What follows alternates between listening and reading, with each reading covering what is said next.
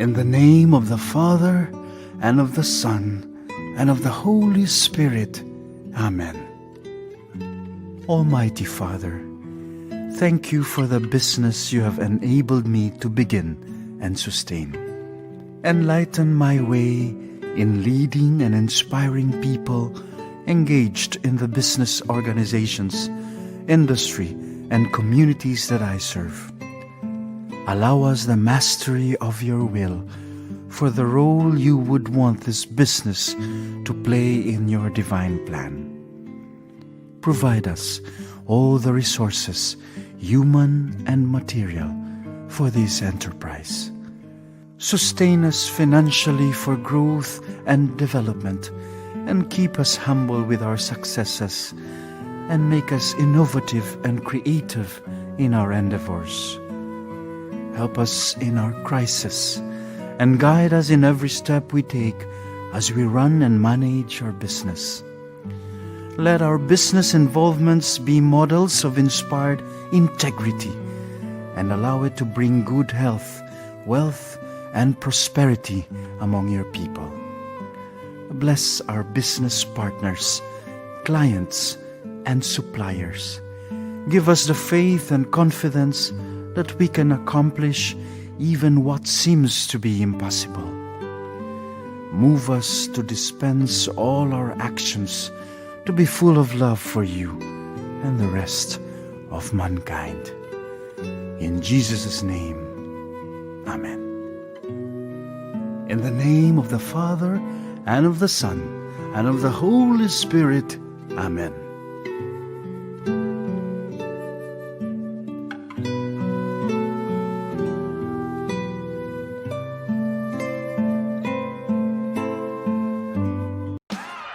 Good afternoon and welcome to the online general membership meeting of the PACCII City Chamber of Commerce and Industry.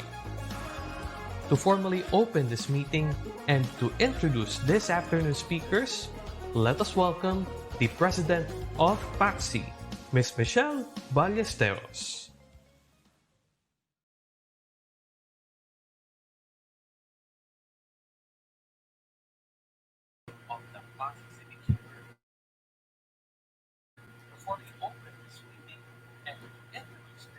Hello, good afternoon, everyone. Welcome to another general membership meeting, which is still open to the public of the Pasig City Chamber of Commerce. I hope you're all safe despite the 1,000 plus surge in the COVID positive people still yesterday. So, ano lang po tayo, we just need to be more positive in what we're doing now, because this positive COVID-19 people na 1,000 should not be our hindrance in doing good to our people and to our fellow Filipinos. Okay. So this afternoon, as we go continuously servicing our members and the public for the informative lectures that we need for our business, I'd like to welcome you all in this free webinar and online forum that we have this afternoon, together with the two most requested in our industries ngayon. One is, of course, a CPA, which will discuss with us the taxation matters, and another one is our requested speaker, Attorney Mona Lisa De Malanta. She's going to let us know how to become safe in our workplace through the that she's advocating for us to use all over our workplace. Okay, not to prolong this, I'd like to introduce already our lady attorney this afternoon. She is presently the chair of the Philippine National Renewable Energy Board, NREB, since the appointment of the president on March 28, 2019. She's also a partner in the PJS law and until her assumption of office as NREB chair. She's leading the energy group of the firm. She now supports the M&A team in the firm, trains junior lawyers in practice, and leads the firm's programs on the innovation and in legal services. Alam nyo yung i-introduce na program sa atin ngayon ni Attorney Mona Lisa de Malanta will be very, very useful in our workplace and in our personal use so that we can do away in contracting COVID. So, without further ado, thank you very much, Miss Attorney de Malanta. I'll have you will have the floor for us to be informed on the latest application program that you'd like to share with us. So, Attorney, are you there? Yes, I'm here po. Hello. Here. Thanks, President Mitch. Thank you. Thank you, everyone. Thank you to the Pasig City Chamber of Hello. Commerce and Industry. Hello, Can you hear me? Attorney. Can you hear me po, Miss Mitch?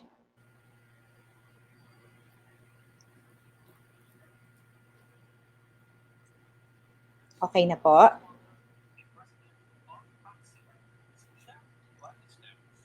Hello, can you hear me? Ayan, sige. I'll proceed. So, I just want to thank again the Pasig City Chamber of Commerce and Industry for this invitation. Sabi nga ni Miss Mitch, ni President Mitch, this is something hopefully that would help a lot of you, a lot of us, because we are MSME ourselves. We're also a small company. We formally registered just last year, November, and then we were supposed to launch our first product. Actually, natutuwa po akong ikwento tong, natutuwa at nasasaktan in a way. Ikwento tong aming kwento na i-share na we were supposed to launch our first product just on the first day of ECQ. So kami din po talagang tinamaan ng husto with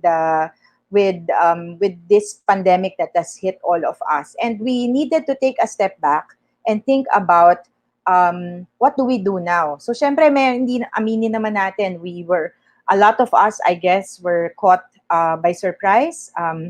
We needed some time to also gather our bearings, so that we can move forward, because we all know it is a must. It's not a choice to just stay put and just wait until things go back to the way they used to, because they won't. Things will not go back to the way we used to know how to do things. So we have to ourselves relearn certain things, acquire new skills, think of new ways of doing things. So ito pong short presentation ko sa inyo this afternoon, to the members of the Pasig City Chamber of Commerce and Industry. We'd like to call it relaunch from lockdown, especially since we're already looking at GCQ next week. How do we relaunch our businesses, our services, our lives from the lockdown? We have been in this situation for almost 3 months, I suppose, and like anything that we come out of, para siyang yung sabi nga ng mga bata, di ba, inaaral natin yung metamorphosis, when you come out of the pupa, I suppose, you're a new being. But how do we look like? How should we look like when we come out of this lockdown? The first thing that we need to do is to secure our business, so that we can re-enter our premises, re-enter our operations in this new normal. In Unawa, I'd like to make an introduction po. Unawa, we're a comprehensive regulatory tech startup in Asia. We're registered in Singapore, we're also registered here in the Philippines. Our main mission, our main purpose is really to accelerate ease of doing business in the digital economy. We want to equip, we'd like to think of ourselves as enablers for MSMEs like ourselves, so that we can start, grow, and scale our businesses. So moving on to the next slide, when we thought about this, it's not just something that we thought about very very quickly because we felt it was a trend. As I mentioned earlier, before pandemic, we really were thinking about these things already. We are actually in PJS, where I'm from. I'm a lawyer, as Miss Mitch had mentioned. In our firm, we've been brewing this idea for almost 7 years now, because we see technology as not as something that will permeate all of our lives, all of the things that we do. So the legal services is not something that will be immune from this technology. So how do we harness technology so that we can better serve our clients? Yun po yung unang iniisip namin noon sa PJS. And we found the right partners with Talino Venture Labs. They are a tech company. So with our legal knowledge, with Talino's technological and technical expertise in coming up with digital solutions, we fused our expertise, and we came up with Unawa. So Unawa is the baby of these two parents. So next slide, please. So those two parents came up with Unawa, and just as we are now in this situation that we're emerging from the lockdown, we want to help out. And we thought about products that we think would be the first two things, the fundamental things that people would think about. First, they want to be secure in their premises. How do we make sure that how do we use technology in making sure that people feel safe in their environment? As you step into your office, as you step into a store, as you step into a clinic, how do you make sure that you are secure? Physically, health-wise. Second, it's not just enough that you are able to secure the premises. How do you continue with your business? With more people transacting in the online space, in the digital space, how do you get to be part of that digital space? I've made this presentation and this talk in various audiences, but I think the thing that resonates, the thing that we all realize, is that dati, yung digital, iniisip natin sa mga techie lang yan. So, marami sa atin, we prefer, and it's not because we don't like it, but we prefer to transact physically. We use cash, we buy from a store, we go to a mall and buy there. But now, in this lockdown, we realize, because we cannot and we are prevented to, kaya pala natin din mag-transact online. So, to me, what that shows is that while there is limitation in the physical space, there's actually greater freedom that's been opened to us in the digital space. But how do we navigate this new forest that we see? It's, for most of us, the digital space is something we don't recognize. So how do we actually navigate that, and how do we, for the most part, transact business in the digital space? So yun po yung dalawang primary purposes or primary concerns that we wanted to address. So we came up with next slide, please. So we came up with certain products in Unawa. I think the first product that you'll see, I'd like our friend backstage, Jay, to play for us a video. But maybe to introduce that, the first thing to address the physical space is what we call Safe Pass.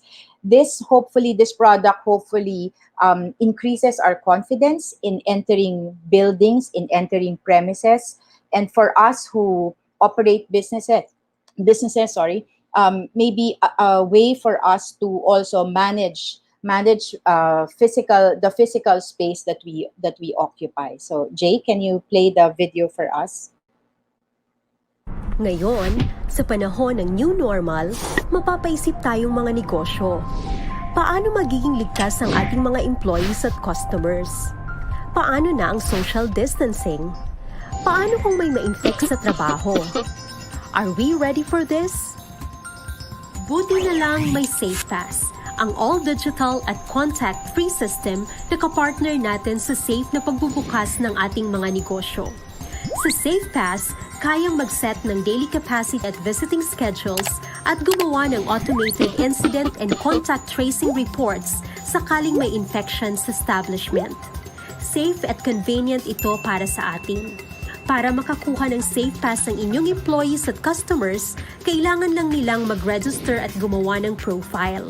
Mag-book ng time slot para di na pumila sa labas at mag-transact ng panatag ang loob na may safe distancing regulations, secure and confidential ang kanilang personal data, at tatawagan sila kung may infection sa kanilang time slot at location. Operating in the new normal comes with new challenges, at ang SafePass ang susi para maibalik ang tiwala ng mga taong bumubuhay sa ating mga negosyo. Let's go and reopen the economy safely. Visit safepass.asia and get started today.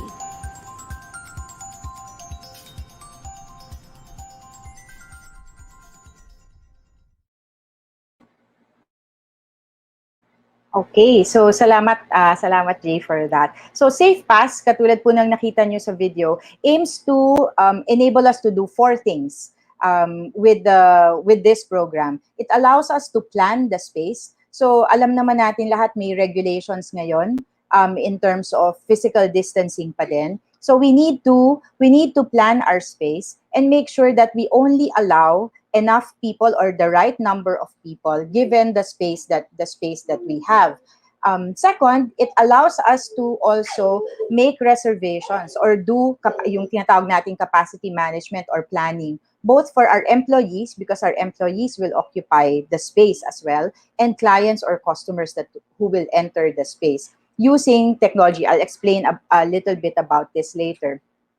Third is that we use a health questionnaire to screen people coming in and actually also monitor people as they go out because they submit back the questionnaire and the QR code. That is important. Not only the going in part is important, but the exit is important for the fourth feature of this product, which is contact tracing. So by having that information of who the people are in that space and how to contact them, we're able to reach them later or reach out to them later if it turns out that there is someone positive who was also in that space at the same time that they were there. Next slide, please. So how does this actually work? Next slide, please. Okay, so how does this work? There are two ways to register for SafePass. You can do it digitally in a mobile phone or online to register to enter a space or enter the building of a certain business establishment. Or pwede din po at the door of that store, merong print out na ng mga QR code na or questionnaire first that people who want to enter, they fill it up physically. If they are clear, meaning walang symptoms, walang anything, then they are issued the QR code so that they can enter the building. If they do it on their mobile devices or if they do it on their mobile devices or online, then they're issued the QR code either on their phone or they can print it out. At the door of the establishment, pwedeng may phone. That's the scanner. Actually, ang scanner po nito phone lang. So it's not a special device that they can use. There can be a phone that's mounted to scan the QR code so that it's registered and goes into the database. You can choose as many monitoring points as you want. We call them monitoring points, where the scanners are placed so that you can monitor if there are different areas in your business premises. You can monitor also the capacity in the smaller areas or the subgroups or the subsets in those areas. That information is all relevant for contact tracing. Next slide, please. The next slide shows you Okay, the next slide just shows you a sample of how how the dashboard works for capacity management. So you can set your own time slot. If you think it takes about maybe 30 minutes to transact in your area, then you can cut it up in 30-minute batches. If you use it for employees, if they are on rotation, like 6-hour shifts and all that, then you can cut the time slots as necessary. So it's for you to design when you do this part. Next slide, please.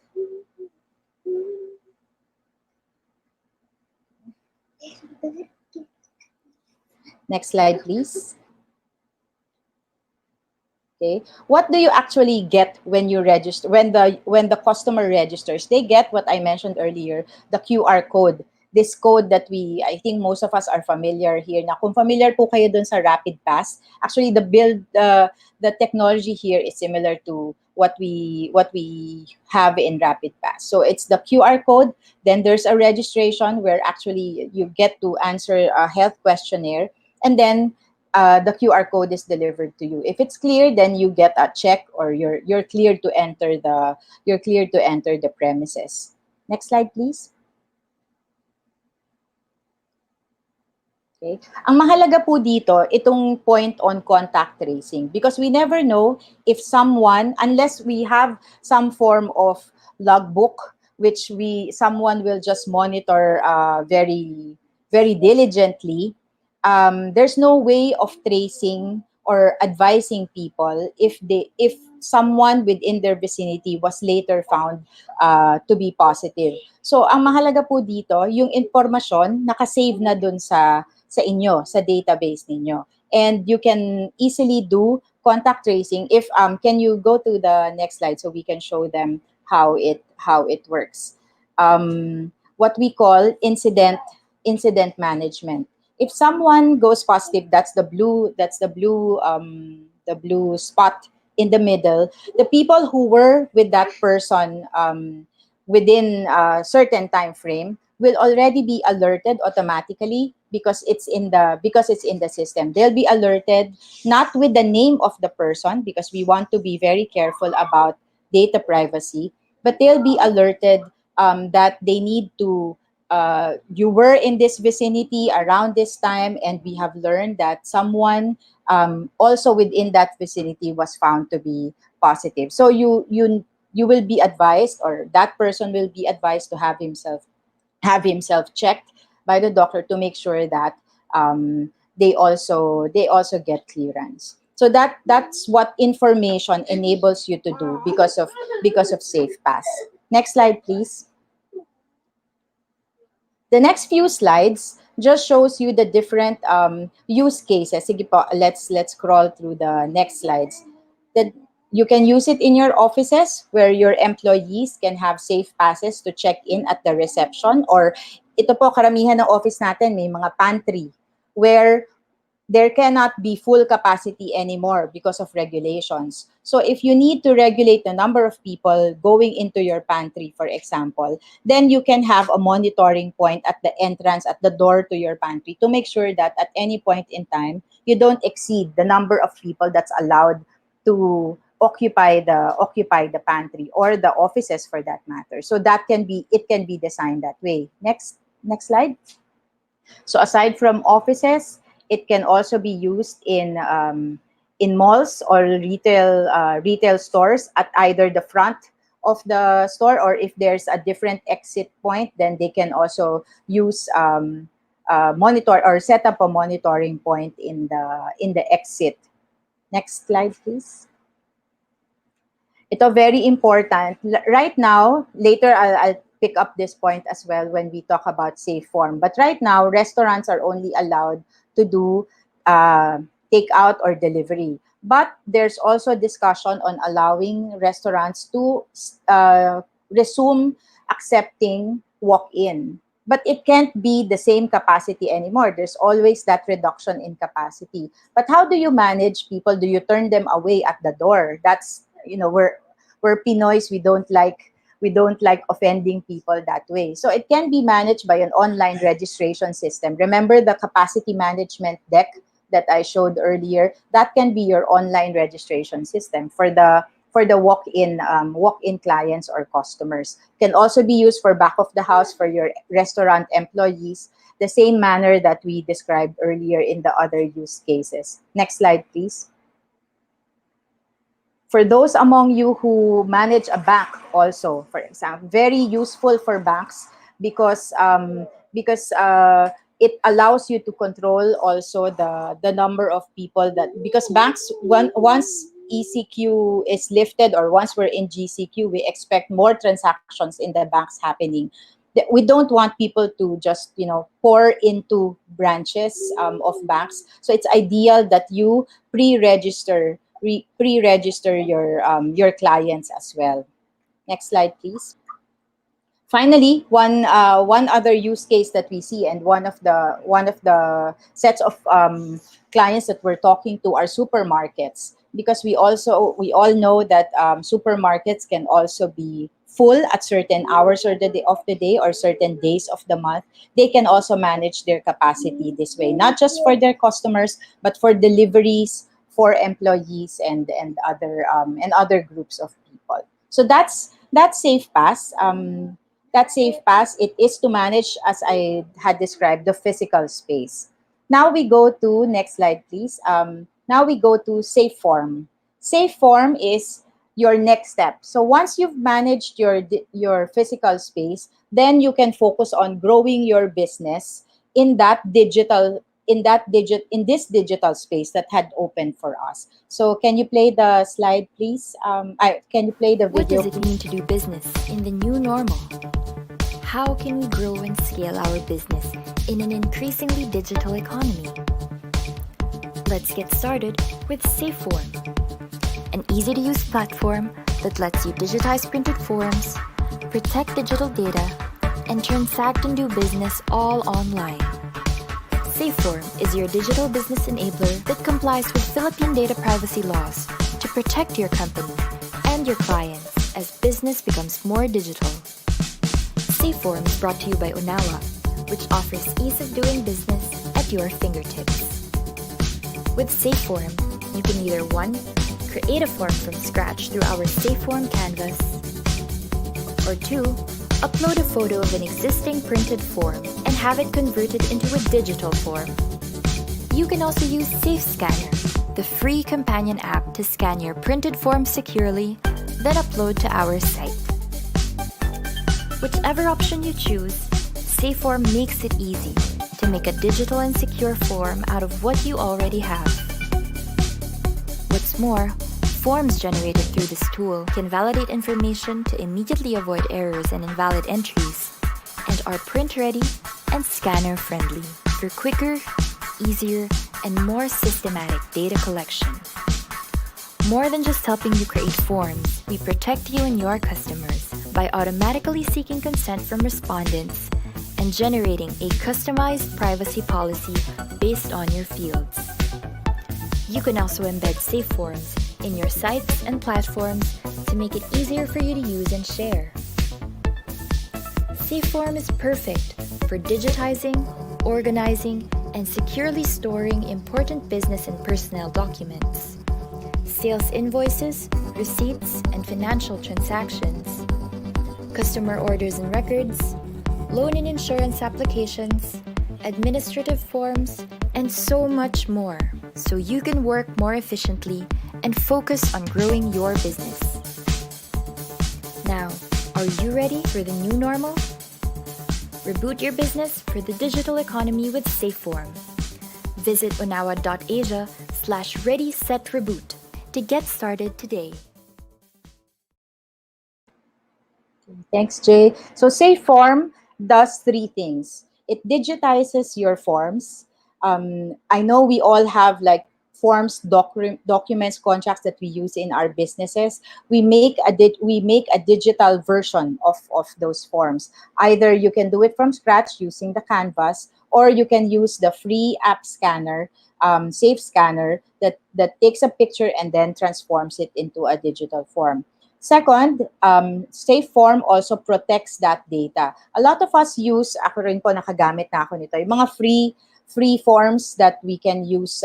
Hindi na ako mag-mention ng brand or ng label, but we use a lot of free forms. The good thing about that is it's free and it's sort of standard, but we cannot be sure of data protection in those forms, because precisely it's free. It's not just because it's free, but because it's not designed that way. It's not designed for you, so or for your business. So this product, same form, you can design it for yourself so that the consent requirements, for example, will be fit for purpose, for the information that you need from your clients, for the information that you need from your employees, so that you also protect their data, and you can gain their trust also to give you the information that you need.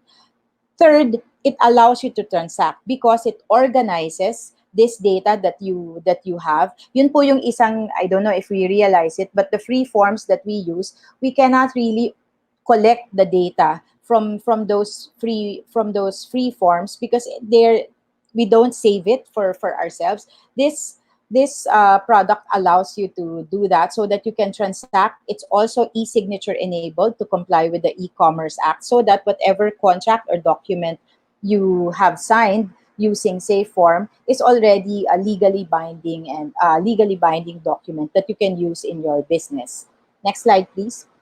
I mentioned this earlier. The free app that goes with SafeForm is Safe Scanner. It's actually already downloadable in Google Play. You can try to use it, play around with it, so you can see what it does. This is primarily for those among us na marami ng papel, natambakan na ng papel, but we want to not just save space, but to save those documents and use it for later. So ito yung pwedeng magamit na app for that. Next slide, please.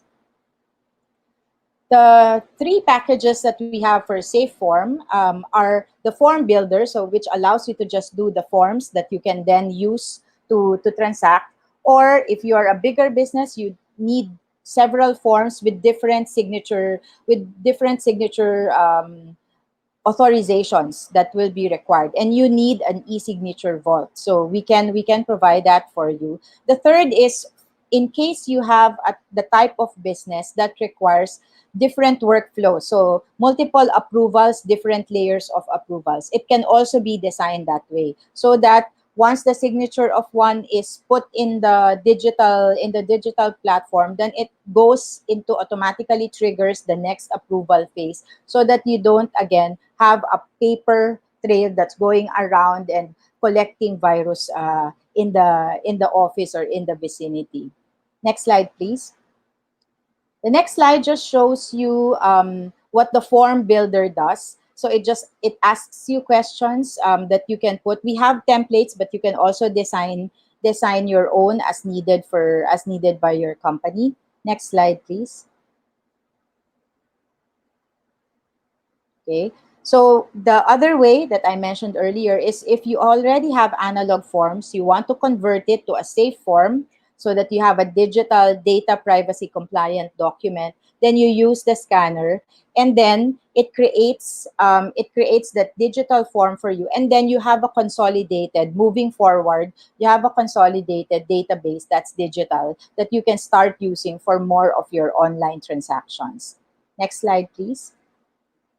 The next slide just shows the owner, the dashboard. I mentioned earlier, it's also organized for you so that you can see what kind of information do you want. Do I want to see how many women are buying my products versus men? Do I want to see age groups categorized along age groups? You can use the dashboard that way, because the information is already stored. Okay, so next slide, please. Okay, so the what I have presented to you this afternoon are the two enablers that we have in Onawa to allow you to operate in the new normal, secure your digital space, and then grow your business using that digital space that's opened up for all of us. Thank you for your time. I think we'll have the Q&A later after President Tony. turn you over to Miss Mitch again. Okay. Thank you, Attorney Mona. Oo. Attorney Mona, thank you very much for Thank that you din po. very helpful platform that you shared with us. I'm sure it's accessible to Filipino companies already. Yes, yes, ma'am. We launched last week, Okay. actually. Okay. So we'll hold on to the questions first until we complete this show with another very important topic that should be discussed to owners already and businesses before we go into another level of our quarantine, which is the general community quarantine already, the GCQ. Tama ba? For next week, Monday, we're anticipating the next level of being quarantined. The GCQ is awaiting us starting June 1, Monday. So hopefully that will be successful. And as we go on delivering more information to our business community from the Pasig City Chamber of Commerce, I'd like you to meet our friend this afternoon who really gave time for this because of his advocacy of helping the businesses, especially the MSMEs, grow the Rotary way. Okay, yan yung isa sa magandang statement dun sa kanyang profile. Who we have to this afternoon is a certified public accountant and and a managing partner of Graho and Associates CPA and accounting firm.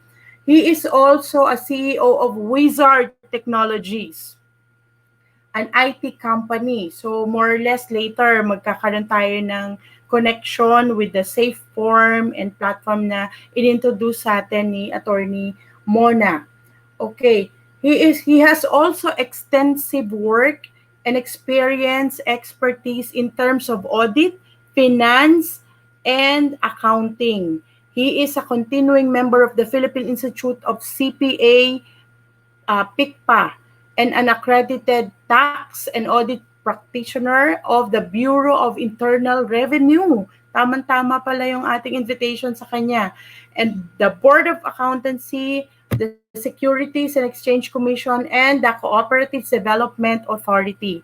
So without further ado, I'd like you to meet my co-champion president in the Rotary Club of Pasig West, Rotary International District 3800, the gorgeous Mr. Tony Graho.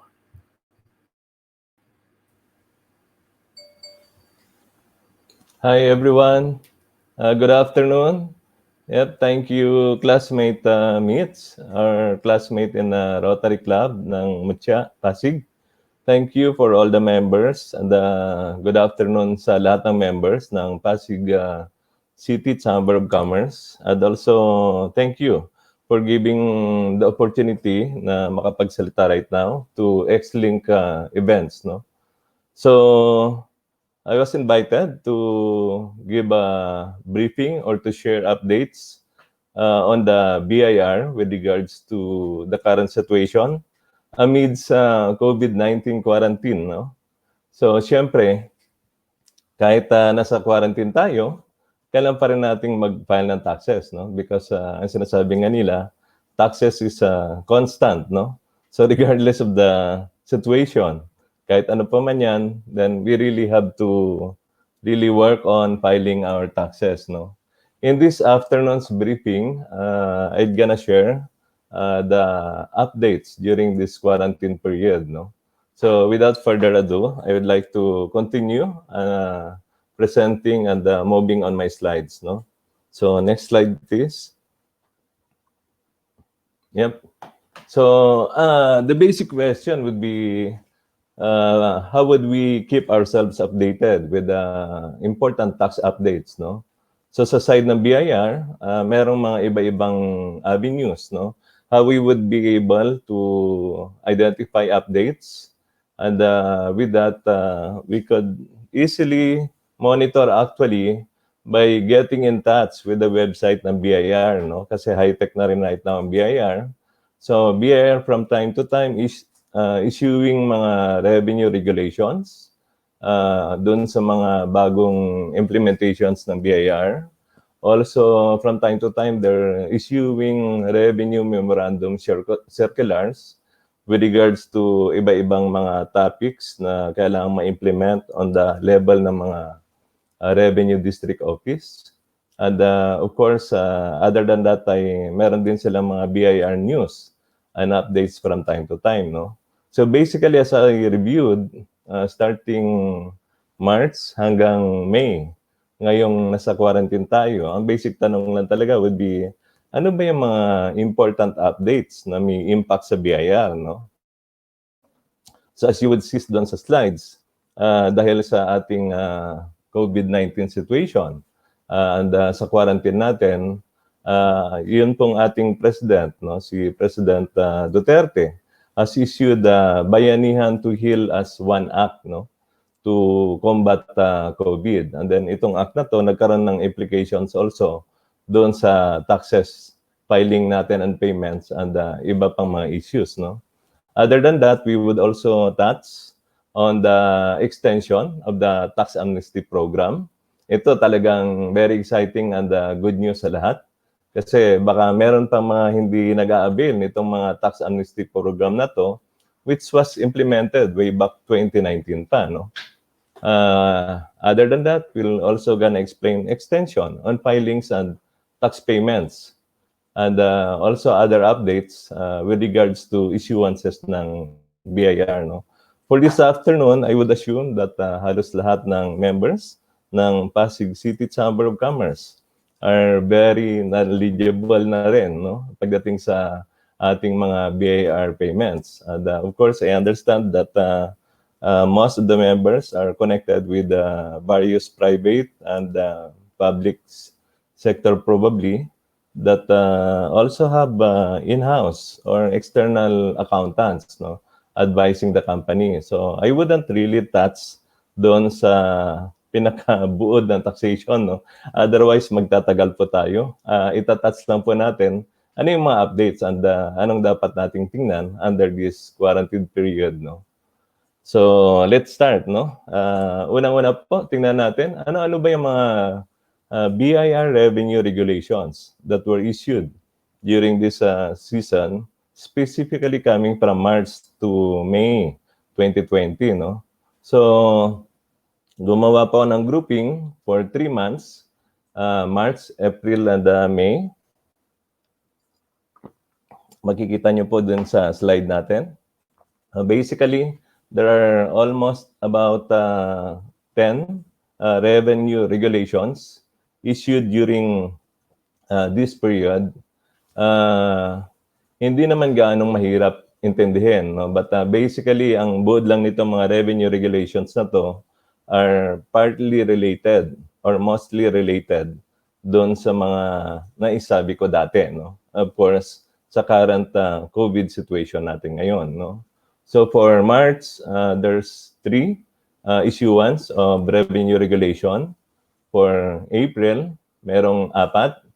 And for May, merong 3 issuances, no? So we're talking of 10 issuances lang ng revenue regulations that we have to update this afternoon, no? So moving on, no? Tingnan natin, we touch one by one ano tong mga revenue regulations na to. Of course, ang isang pinaka-exciting dito would be last year, nagkaroon ng Amnesty Act ang ating government, which was signed by President Duterte last February 14, 2019, no? So ito yung kanyang pa-Valentine sa mga business saka mga negosyante kapareho natin kasi this was signed during the Valentine's Day ng February 14 last year, no? Supposed to be this tax amnesty program, ang deadline nito would be until April 23 this year, 2020, no? But because of the current COVID situation, this was extended. So ito yung good news, no? Extended up to June 22, 2020, no? So ito pong regulation na to, nakalagay dito, for all those cases na pwedeng magkaroon ng amicable settlement coming from 2017 and pababa, whether coming from business taxes, estate taxes, or filing of certain documents, pwede po nating may apply as kasama sa tax amnesty, no? I understand yung mga ibang businesses, of course, kung hindi deadline, hindi natin ina-actionan, no? But with this, kung makakahabol pa tayo dahil medyo may time pa, this would gonna be ending June 22, 2020. And then, ang benefit po nito, kung meron kayong mga existing cases sa BIR, like mga assessments or payments or notice for informal conferences and so on, no? As long as 2017 pababa, no? Pwede nyo pong maayos and masettle sa BIR with a minimal of at least 40% payment ng amount. So, ang laki pa ng savings dito kasi almost 60% ang savings nyo dito. And then, ang kagandaan nito, walang penalties and interest, no? Na maipapataw doon sa mga charges. And then, of course, absuelto lahat, no? Yung cases. Wala nang magdidemanda and magkakaroon kayo ng BIR clearance coming from the BIR, no? So, this revenue regulation was issued sometime March nung nag-start yung COVID period natin, no? So, sana po doon sa mga hindi pa nakakapag-avail, mag-avail na po tayo, no? Next slide, please. Moving on. Ang isang maganda din dito sa amnesty program ay yun pong ating estate tax amnesty. So, usually po, meron tayong mga properties, representing mga properties, land, building land, na probably hindi pa natin na ililipat. And probably ang ating mga ninuno ay passed away na. And hindi lang natitingnan ng gusto. We could easily check po sa title ng mga documents, no? If it's still under the names that already passed away, dapat po yan may file ng what we call estate tax amnesty under this program. And ang benefit po nito, only 6% lang po na value ng properties computed ang mababayaran natin, no? So, I think sa Pilipino, sanay na sanay yung iba dito, no? Yung nililipat lang yung property doon sa mga sumusunod without doing the proper legal requirements and tax requirements for transferring this property, no? Ito pong mga property na to ay dapat subject sa estate taxes. And under this program, ang babayaran nyo na lang po ay 6% lang nung value ng property, no? Kaya sobrang nakakatuwa tong estate tax amnesty na to, no? After that, pwede ka pang magkaroon ng bagong title ng property dahil magkakaroon ng tax clearance based doon sa availment mo ng amnesty. And based on that, yun yung gagamiting basis para mailipat yung title doon sa mga nagmamana or current owner ng property, no? So, dapat talaga to make use of this opportunity and ma-file na, no? Ang deadline nito is the same within June 22, itong time na to, no? We really don't know kung may extend pa rin tong period na to kasi nakasaad sa guideline ng Bayanihan Act na hanggang may ECQ tayo ay I think may extend pa mostly, no? Pero I think wag na nating asahan yon dahil yung BIR naman ay open na at pwede nang i-work out yung mga documents na to, no? So kung meron pang mga property na hindi na ililipat, chance na po natin na i-avail itong estate tax amnesty program, no? Okay. So, next slide.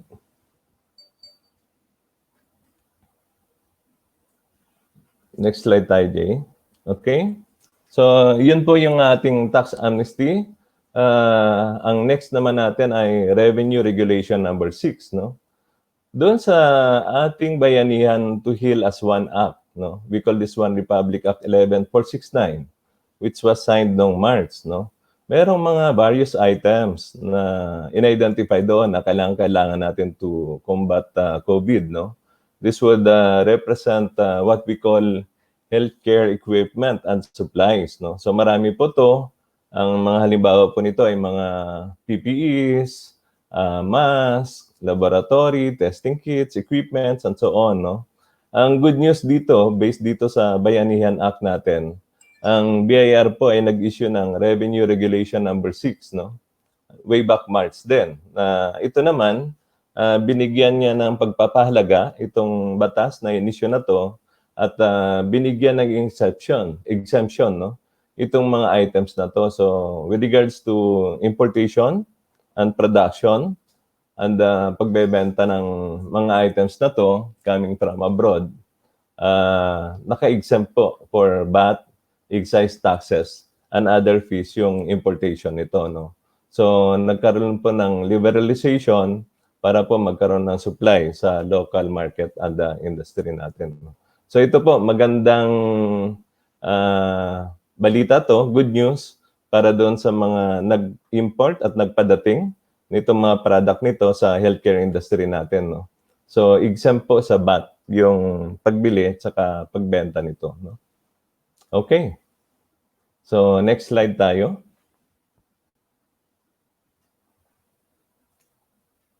Okay. Kasama ng implementation guideline ng Bayanihan Act would be para sa ating mga residents, mga mamamayan, pati sa ating mga companies, na forecast ng government that will gonna be probably having difficulty the next few months. And with that, we could probably have extension payments doon sa mga loans natin, no?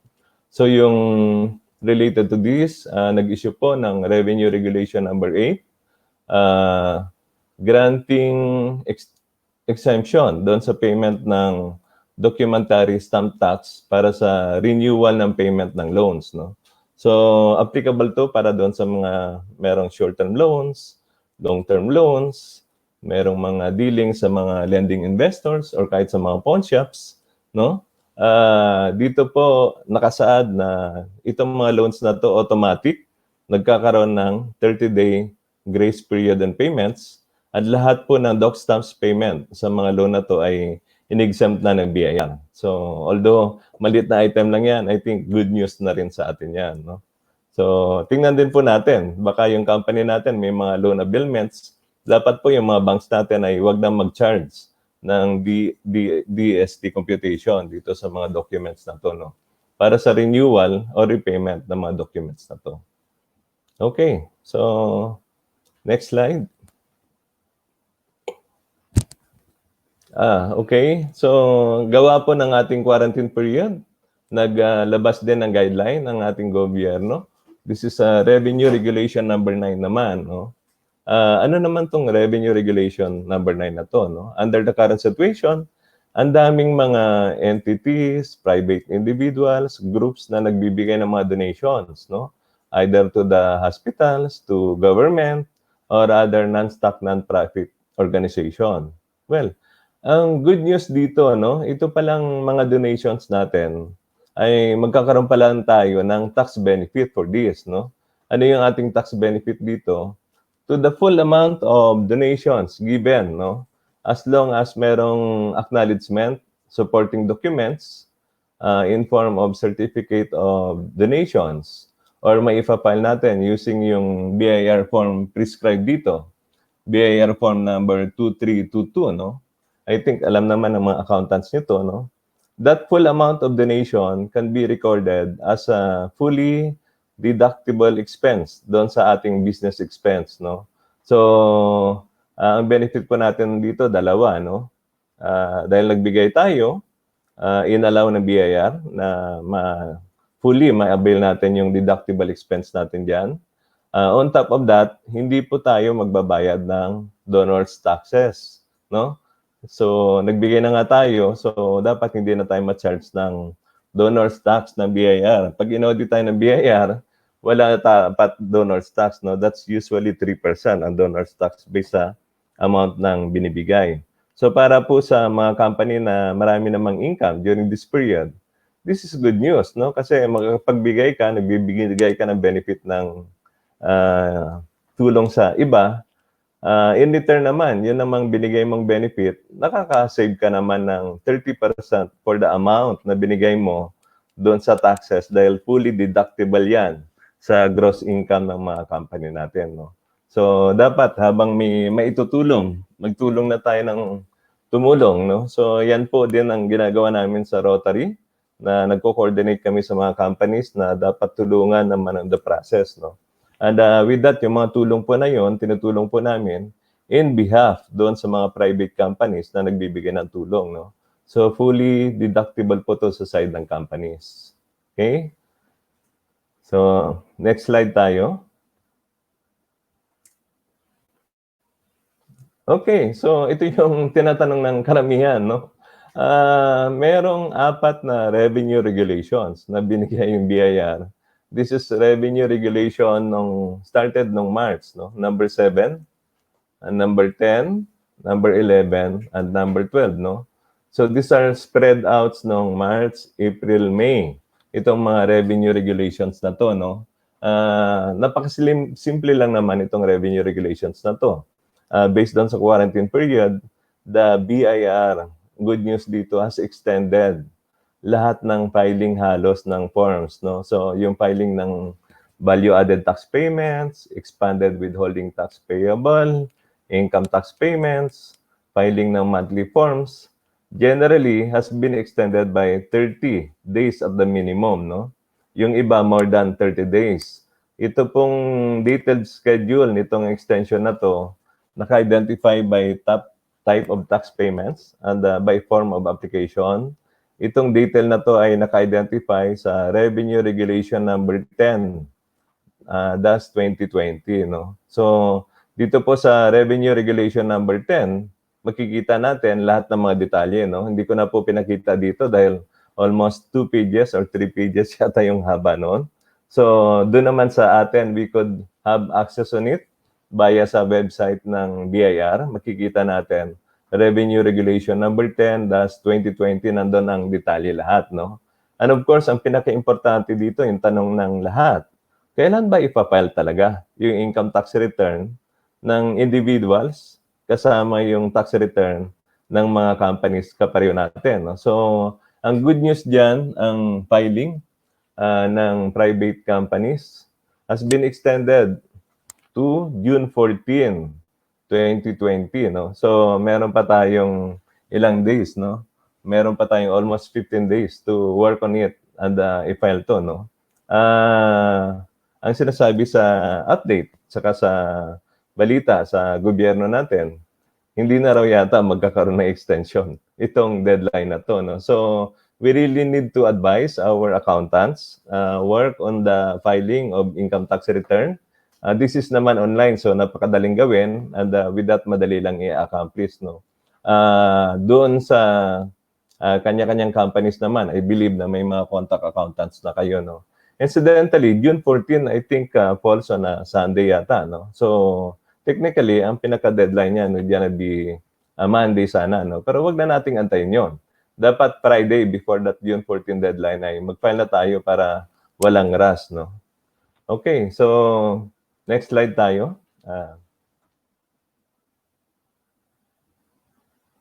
Yep, yung filing nito could be done online. We have what we call online filing, e-filing sa BIR, no? So makikita din po natin sa website ng BIR to, no? We could use online payment accounts also. And based on sa latest guideline, no? Inallow na rin ng BIR na kahit wala doon sa jurisdiction ng RDO natin, na pwede na nating i-file yung mga returns natin doon sa pinakamalapit na RDO, no? So, napaka-convenient po nito at madaling i-work out, no? Pwede po tayong magpa-assist sa mga accountants natin para magawa natin ang maayos tong e-filing na to. Okay? So, kasama po to doon sa regulation na in-issue, no? Doon sa 4 na regulations. Okay? So, moving on. Next slide tayo. Doon sa mga ating coaches, no? And national athletes, no? Itong Revenue Regulation number 13, inilabas ngayong May lang.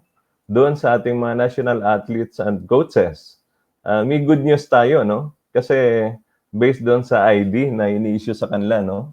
Ng association yata or kupunan ng National Committee ng Athletes and Coaches, they're gonna be granted discount, no? So parang ano to, no? Parang kapareho ng senior citizens discount. Pero ito hindi lang sa pagkain, lahat, no? Transportation, hotels, restaurants, recreation centers, medicines, no? Sports equipment, including yung mga admission privileges for entertainment centers, no? Kasi of course as athletes kailangan din nila ng entertainment. Kailangan hindi ito kasama yung pamilya ng athletes, no? Pagka kinumpute tong mga benefit na to, pertaining lang doon sa athletes as individual person, no? Itong grant ng discount na to. So ito, bagong-bago tong revenue regulation nito, kalalabas lang, good news to sa mga athletes natin, no? I think pa nag-resume na yung quarantine, magagamit nila ng gusto tong discount na to, no? So para doon sa mga ating national athletes, dapat kumuha na ng ID para mapakinabangan tong discount na to. Okay? So good news sa atin yan. Okay? Next slide. Okay, ito another good news, no? Ito mainit na mainit. Kalalabas lang nung when was that? May 28. So that was Thursday. Revenue Regulation number 14-2020, no? Itong Revenue Regulation number 14, 2020, ay pertaining doon sa mga nakukuha nating mga tax credit certificate. So, ang scenario nito would be nagbayad ka ng tax sa BIR, either in terms of value-added tax or income taxes. And with that, nung nag-file ka ng final tax returns, ay nakita mo sumobra yung tax na binayaran mo. In the process, pwede ka na palang mag-apply ng tax credit certificate. Ito yung na-implement dati pa. Anong bago? Ang bago dito would be yung tax credit certificate ng dati ay hindi pwedeng i-convert to cash. Pwede mo lang gamitin pambayad ng ibang taxes. So, ang tawag natin doon ay kukuha ka ng tax debit memo, no? Para magamit mo to at may pambayad sa taxes. Ang kainaman nito ngayon, based doon sa ruling na ginawa, Revenue Regulation number 14, kung meron kang hawak na tax credit, and then that tax credit ay after 1 year, hindi mo pa rin nagamit or hindi mo na-apply sa negosyo dahil sobra-sobra nga yung taxes mo. Ang good news dito ay pwede na pala nitong gawin na i-convert sa cash. How would we do it? We need to apply. So I think this would gonna be sa national office. Apply ka ng tax credit certificate refund, no? And then conversion to cash. So based on sa guideline, mabibigyan ka ng cheque or treasury warrant, no, for the payment ng tax credit. And then based on that, you have to surrender yung tax credit mo doon sa Assistant Commissioner ng BIR. So lahat to would gonna be applicable to existing TCCs na hindi pa nagamit, and maglalabas ng further guideline yung BIR dito, no? So sana ito good news for mga companies na merong excess tax credit, no? Kung meron man tayong excess sa filing natin, dapat pala may i-apply na natin ng tax credit ngayon kasi pwede nang ma-convert to cash in the process, no? So yung BIR, in line with this, maglalabas ng guideline also within 30 days doon sa mga company na meron ng na-issue na tax credit certificates na hindi pa nila nagagamit or hindi pa nila na-avail, no? So thereof, pwedeng i-file to and i-process para ma-convert. Okay? So, good news sa atin yan. Dapat ayusin na natin yung filing ng ating tax credit certificates, no? Okay, next slide.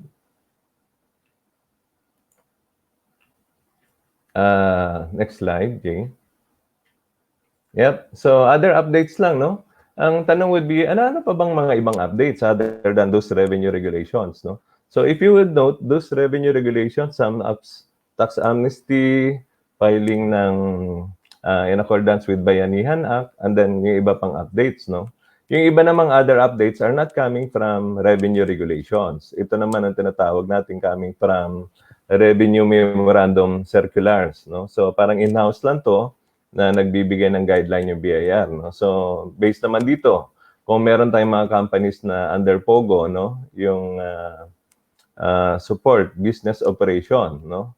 Or gaming operation, online gaming operation, no? Subject sila sa tax clearance bago mag-resume ng office, no?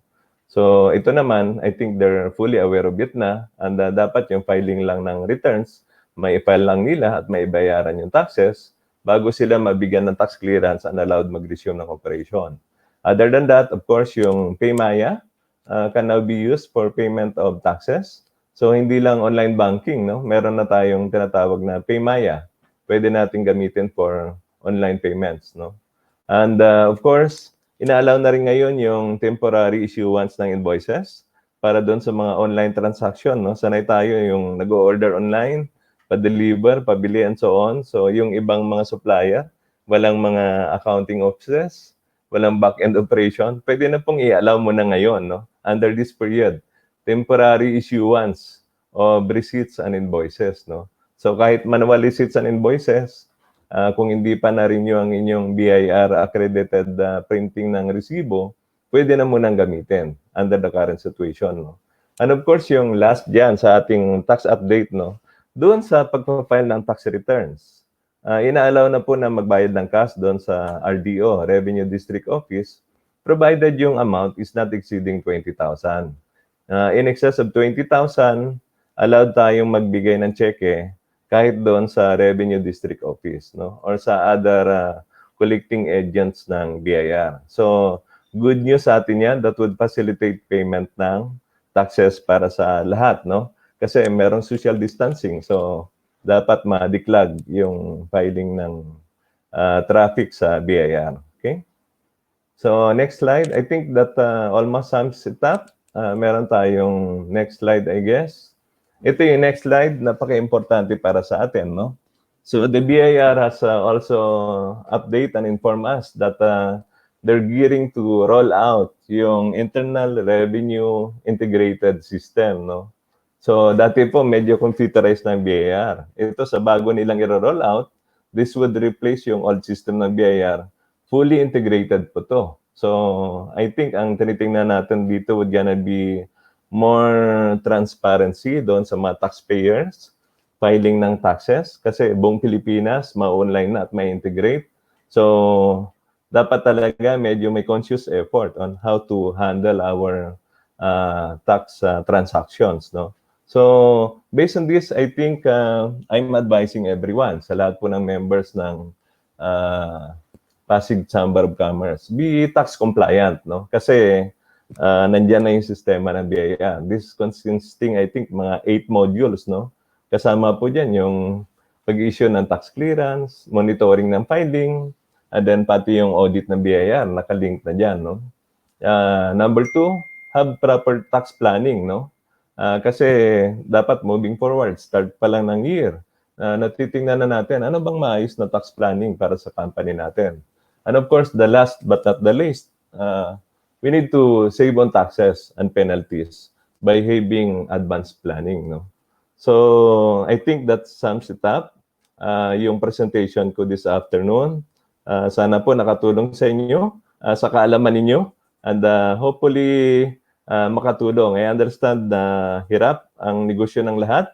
We're hoping na on the near period, maka-recover so much. And yung BIR po naman ay naiintindihan nila na kaagapay naman sila dapat sa paglago ng negosyo natin. So, thank you and good afternoon to everyone na nanonood ng webinar natin. Salamat po. Okay. Thank you very much, classmate Tony Graho, for that very informative taxation matters. Very detailed po yan. Opo. I'd like to call in our Vice President, Ms. Emily Kerubin, to help me on the forum, the question and answer. And of course, our first speaker, Attorney Mona de Malanta, for the safe form platform that she shared with us. So, VP, this is very informative. Ang pinakahuling sinabi ni classmate Tony ay be tax compliant. Okay. Kahit Fully hirap ang computerized na, negosyo no? ngayon, still there is a law and we have to be tax compliant. Yeah. Okay. Meron po ba tayong mga tanong? Yung isa pong pwede nating sagutin siguro na tanong is regarding taxation. Paano po kung mag-decide, let's say yung ating ibang members at yung ibang mga negosyante na temporary closure muna. Paano po ang magiging lagay ng mga taxes niyan pagka ganun? Yeah, oo, based po dun sa guideline na inisyu ng BIR, no, wala pa nakalagay for temporary closure, no. Pero I'm sure in the next few months maglalabas sila ng guideline diyan. Ang advice naman nila ngayon is kung wala munang declaration ng business or wala munang operation, pwede naman mag-file lang muna ng no operation. Until such time na fully matingnan kung talagang viable pa ba or hindi, no. Pero kung talagang hindi naman na, then the BIR is always open naman and very understanding doon sa situation natin ngayon, no. In fact, meron kaming mga ilang companies na gawa nga ng uncertainty, nag-file na ng closure, no. So we're coordinating right now yung proseso na meron namang naka-guideline na sa BIR on how to file closure, no. So with that, we're just gonna have to file closure for the LGU, sa side ng BIR and then eventually sa SEC, no. Ang requirement po diyan ay dapat ma-process yung tax clearance bago magkaroon ng closure sa SEC, no. Pero I think right now, baka maging mas mabilis siguro yung issuance ng tax clearance diyan kasi naiintindihan naman ng BIR yung sitwasyon ng lahat ng negosyante ngayon, ano. What about yung atin pong let's say work from home? Would that have any implication po ba dun sa mga taxes that we will pay, or syempre pa rin yan, transaction based pa rin yan, pero yung mga work from home arrangement, paano na po yung ating magiging lagay ng mga tax papers natin pag ganyan, sir? Yeah, doon sa work from home arrangement, yung BIR nagbigay siya ng guideline doon sa online filing, no. So meron tayong tinatawag na electronic BIR forms, EBIR forms, para doon sa lahat ng tax filing natin, no. Like halimbawa, value added tax returns, withholding taxes, income taxes. Merong forms, electronic forms ng BIR. It's downloadable sa website nila. Pwede nating ma-download and ma-submit, ma-file, ano. After that, magkakaroon ng acknowledgement receipt coming from BIR, which will gonna be using naman for online payment ng taxes, no. So, ginagawa na natin to sa existing clients natin ngayon, yung online filing, saka online payment ng taxes, no. And yung BIR, in-encourage niya yung lahat ng business na maging e-filers na ng taxes natin, no. So, yun yung avenues na pinrovide ng BIR, available sa website nila. Ang difficulty dyan, of course, would be yung accountants, hindi readily nakakapunta sa office, no. Kaya ang ginawa naman dyan doon, yung reason naman for the extension of the deadlines, no. So, almost extended lahat yan. Ang minimum niyan, 30 days na extension doon sa filing, no. And ang another maganda dyan, yung BIR, kung merong delay under the situation, hindi nila papatawan ng penalty at saka interest surcharges, no. So we just have to properly communicate that one sa kanya-kanyang mga RDO natin. Yan po ang ating... Okay, thank you. Thank you. Meron po tayong remarks, question dito sa ating... sige, Emily, VP Emily, ikaw po muna. Before I read some questions dito Nag-file na ba sa si ating VP ng income tax return niya? Okay. Good afternoon, Attorney Sir Tony. Follow-up question po doon kasi mag-e-filing online. Yeah. Tapos may kailangan bayaran sa bangko, di ba? Yes. And then pag binayaran sa bangko, the bank would have to stamp the form because we have to bring the form that we printed out on our computation, Papa receive. Opo. Now, that means that we really have to go to the bank to pay to the bank. We cannot pay online because how can that be stamped? Kasi once na-stamp na, that's what we will also upload again sa BIR, sa EBIR, di ba? Opo. This is applicable doon sa audited financial statements, no? Kasi doon sa audited financial statements, merong parang 3-step process, no? Pwede mo siyang i-file online, yung income tax return, okay? So, nagagawa na natin to even dati pa, last year pa, no? Merong computation ng annual tax return online. So, we call this one e-filing. You have to compute and submit, no? From there, may mga existing clients na kami sa cases namin na naka-enroll na sila doon sa electronic filing. Yung mga naka-enroll sa electronic filing, meron na silang what they call online payment, no? So meron silang naka-assigned na online account na specifically being used for that payment. So doon dinidebit yung amount ng binabayaran sa BIR, and with that pinapadalan sila ng BIR confirmation, no? Para doon sa payment. So basically, doon sa dalawang steps, nagagawa na online, no? Ang pinaka-hurdle would be doon sa pangatlo. Kasi dito sa annual audited financial statements, thereafter, kailangan mo pa rin ipa-receive sa BIR yung audited financial statements, no?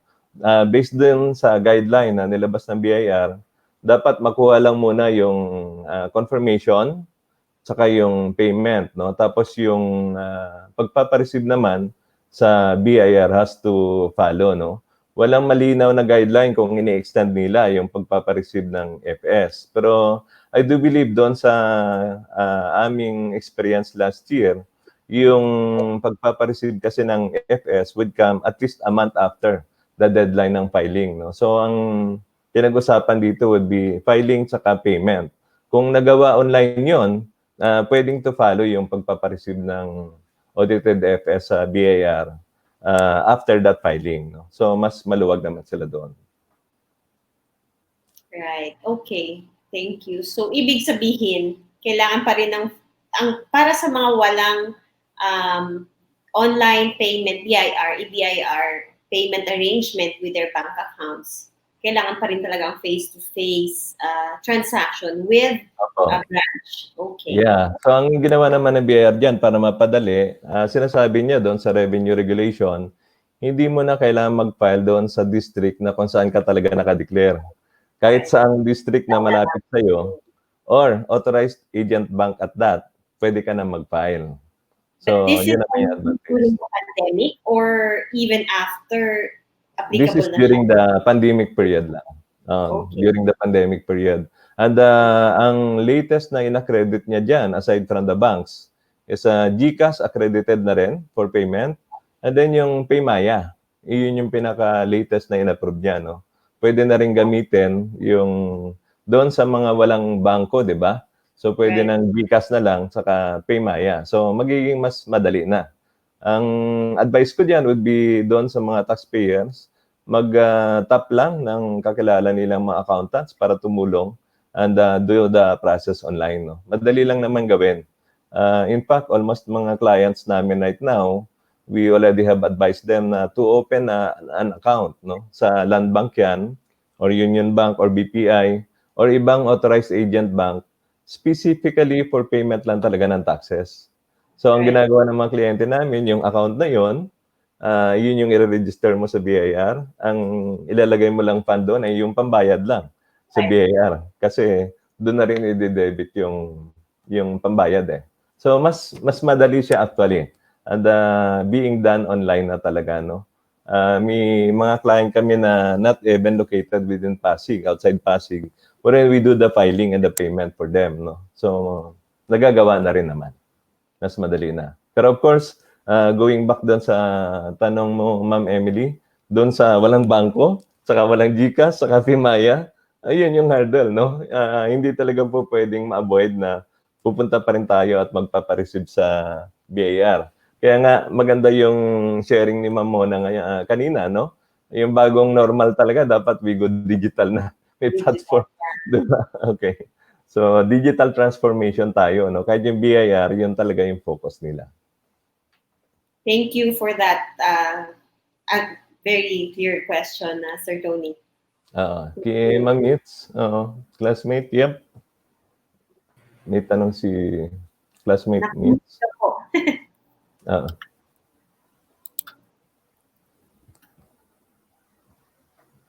Naglag ba? Hindi ko naririnig. Naglag yata. Opo, na-freeze yata siya. Oo.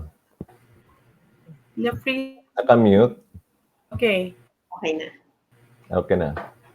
Okay. Am I back? Yes. Am I back? Yes. Oo. Okay. I'd like to shout out lang some of the viewers we have. Brian C. of Philippine Marketing Association is here. Press Arnold Padilla is watching us. Wow. Oh, good Classmate afternoon, Tony. Okay. Jessie Ninyalga. From Davao, we also have another one from Davao. Cynthia Ruwan.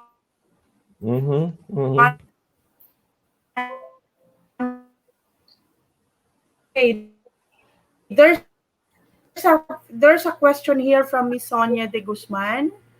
I think this is for Tony. As many companies will be incurring losses this year. If yes, how many years? Yep, oo. So, in accordance po doon sa guideline ng loss carryover natin, ano? Kung meron tayong loss carryover this year, no, i-carry forward po yan. I think the BIR really is expecting na, no? Although wala pa silang revenue regulation for that, may mga nakakausap akong mga kaibigan sa BIR. I think generally, sinasabi nila, almost yung across, no, business, talagang heavily affected, no? Meron akong mga client, almost 20%, 30% lang ng usual normal operation nila. No? So, talagang magpa-file ng loss, no? I think this period is inevitable. And yung BIR fully, no? No recourse. Talagang i-allow nila na mag-record ng loss for this operation, no? This period. Kaya nga ang gusto ng government natin would be as fast as possible. Alam na nila na para sana makabawi ang economy, doon tayo patungo sa mag-free na tayo and with that, no, matanggal na yung quarantine. Kasi, I don't know, it's affecting everybody. Healthcare industry lang yata yung namamayagpag. Pero ayaw naman nating may industry na namamayagpag to the wala namang volume yung iba, no? So, it's affecting also hindi lang maliliit, no? I have a BPO client, 300 employees na una pang mag-file ng closure. Ang pinaka-premise kasi sa the uncertainty, no? Hindi nila alam kung gaano katagal. So, you could just imagine the rental cost, the overhead that they will gonna incur, no? So, ang request nila, Tony, could we file mo na closure, temporary lang, inform BIR, we'll just declare no operation, and then later on, we're gonna basically decide. But for now, our direction would gonna be close the company for the moment, no? So, nakakalungkot, pero kasama sa reality natin, no? So, BIR would allow closure, recording of losses under this situation, no? But of course, yung losses natin, pwede lang po nating may record for 2020.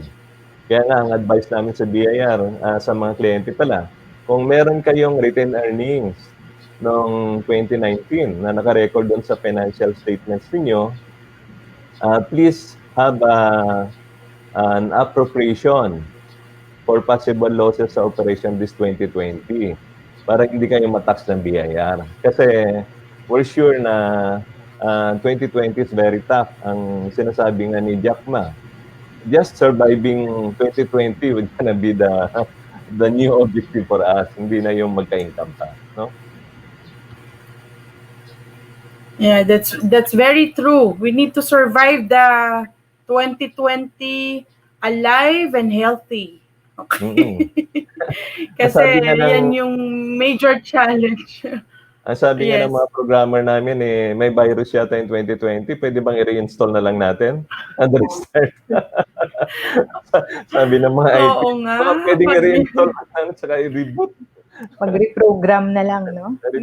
Pwede i-reboot, no? I-reboot. Okay. Shout out for Earl Chanfu. Meron po siyang tanong. I think this is for Attorney Mona, no? Is it say is the use of Safe Pass for free? For free po ba yan? Please Okay. Actually, elaborate on that, maganda attorney. po na itanong. Opo. Meron kaming different packages for SafePass. Meron pong isa doon na the most basic package is actually free. And it is intended really for the small enterprises. Kung isa lang yung entry and exit point, for example, ng store mo, then maybe, and you don't anticipate significant foot traffic in the meantime, then maybe you want to try it out. So meron po kaming ganong package na free. Ganon din sa Safeform, meron ding package na if you just want to try it out, and since hindi mo pa alam kung sabi nga ni Sir Tony, this game is a survival game. So hindi mo pa alam kung itatawid mo ba. So maybe you want to just try it out in the meantime. Meron po tayong ganun, may free na package. But this is ang Unawa po is a private enterprise also. So this is something that these are products that we are offering to the market. May follow-up question ako dyan, Attorney Mona. Sige Ito po. bang Safe Pass and Safeform? Kasi dapat sa smartphone. So for Androids only? Or pwede rin po sa iPhone? Pwede po siya Android or iOS. So pwede po siyang ganun. And actually po yung Safeform po, because it's really to navigate the digital space. So kailangan mo talaga ng gadget. Pero yung SafePass po, kung tingin nyo, meron kayong customers na like, meron kaming kausap po, sabi nila, significant segment of their market are seniors. Hindi masyadong adept to using smartphones. Sabi nila, pwede bang print out? Pwede din po. It can be customized that way. But we don't encourage it kasi po, di ba, ang gusto nga natin, contactless. So, but it can also be, the QR codes can also be printed, and then the forms can be just put in a Dropbox para wala ding contact with the guard and the person who's entering the building. Kasi I was watching your presentation, no? Tapos, trying to look sa iOS. Siguro mali lang yung pag-search ko, so hindi ko nakita. Sa Google Play po, yung scanner. It's, nandun po. Yung scanner po, wala pa siya. Yung scanner po is only on Google Play for now. Wala pa po yung iOS version. Wala pa yung if you're looking in the App Store ng Apple, wala pa po siya doon. But it's How about the SafePass? Meron na rin. SafePass po is not an app that can be downloaded. So it's per establishment. So hopefully if things go well, you'll see some high profile establishments that we often visit that will be using SafePass. So you'll see the logo and you'll see you'll be asked before you enter the establishment if you need to reserve your slot, for example. Because they'll be using SafePass soon. Pero hindi siya pwede sa construction. Oo nga ma'am, kanina na nagkakwento ka, sabi ko, pwede ka yata sa construction. So pwede, but naisip ko, syempre yung mga workers, hindi naman lahat may smartphone eh. Syempre yung mga yan. So, actually, ma'am, merong version, like yung isang kausap namin kasi I don't want to disclose lang but their establishment caters to families. So sabi nila, paano kung syempre in that family, do they need to all register individually or one per family? It can be designed with a companion para pong by group yung registration nila. So pwede rin naman ganon. It can be designed that way. By teams din, no? Designated teams. But that means po, they have to enter and exit also at the same time because their registration is singular. Okay. Very, very fast, no? Very quick ang pag-produce nyo ng SafePass and Safeform na yan. Kasi po, hinahabol din po talaga tong GCQ eh. A lot of people are really looking for ways to parang how do we adjust? I think yun po yung mindset ng mga tao ngayon. Tanggap na namin, okay, ito na yung new reality natin. Now, what tools do we need to live in this new reality? So, hinabol din po namin talaga yung So, paano if we want to get in touch with your team on how to get that. Ano sa website, no? Opo. We have, well, you can reach out to me, mdmalanta@unawa.asia, or yun pong SafePass, there's a website na for safepass.asia or unawa.asia. Pwede rin po. Nawa.asia. Okay. May question ako, Attorney Mona. So, is SafePass recognized does it adhere to the regulations of the government? Kasi, di ba, so, kumbaga parang design siya doon na sa distancing. So, compliant na siya sa government regulations on COVID-19. Tama po ba? Yun talaga, ma'am, yung hinabol namin. So, but the actual, because we don't know, that's why part of we call it the onboarding nung client, we need to do physically the ocular para makita yung actual space, para malaman mo kung ano yung capacity management for that space. Or actually, we have a questionnaire because sometimes it's not safe also to send people to, kaya nga we lessen the physical contact as much as we can. So, pwede rin pong kayo mismo, since kayo na yung nakakaalam ng space, you just answer some questionnaires. You just answer a questionnaire that we prepare so that our people, our support staff can guide you kung paano mag-design ng capacity management system. Okay. Very nice. Very nice. Okay. Maganda. Yeah, that's very fast, ano? Sana we can implement that to a large number of groups para we can be safer. Yeah, ang hinahabol din namin Sige dito. po, we'll help promote that. Sige po, salamat. Because we want to promote also the contact tracing discipline, I think. That's what we need.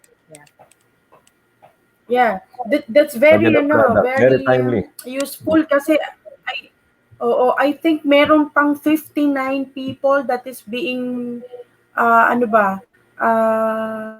traced according to some news na parang COVID positive pero hindi alam yata ng DOH or ng LGU kung nasan itong mga ito. So hopefully we can promote this so that people will use this also responsibly. So isa po yan sa ipinananawagan natin from the Pasig City Chamber.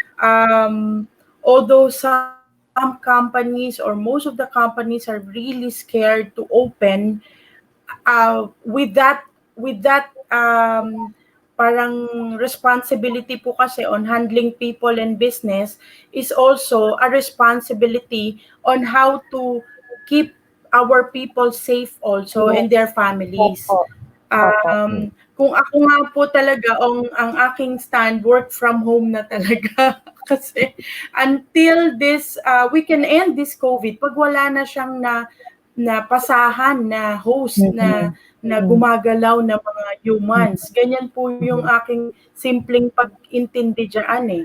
So the more na gumagalaw tayo, the more nadadami yung magiging attracted people, the more na nabuhay yung blue sa paligid natin.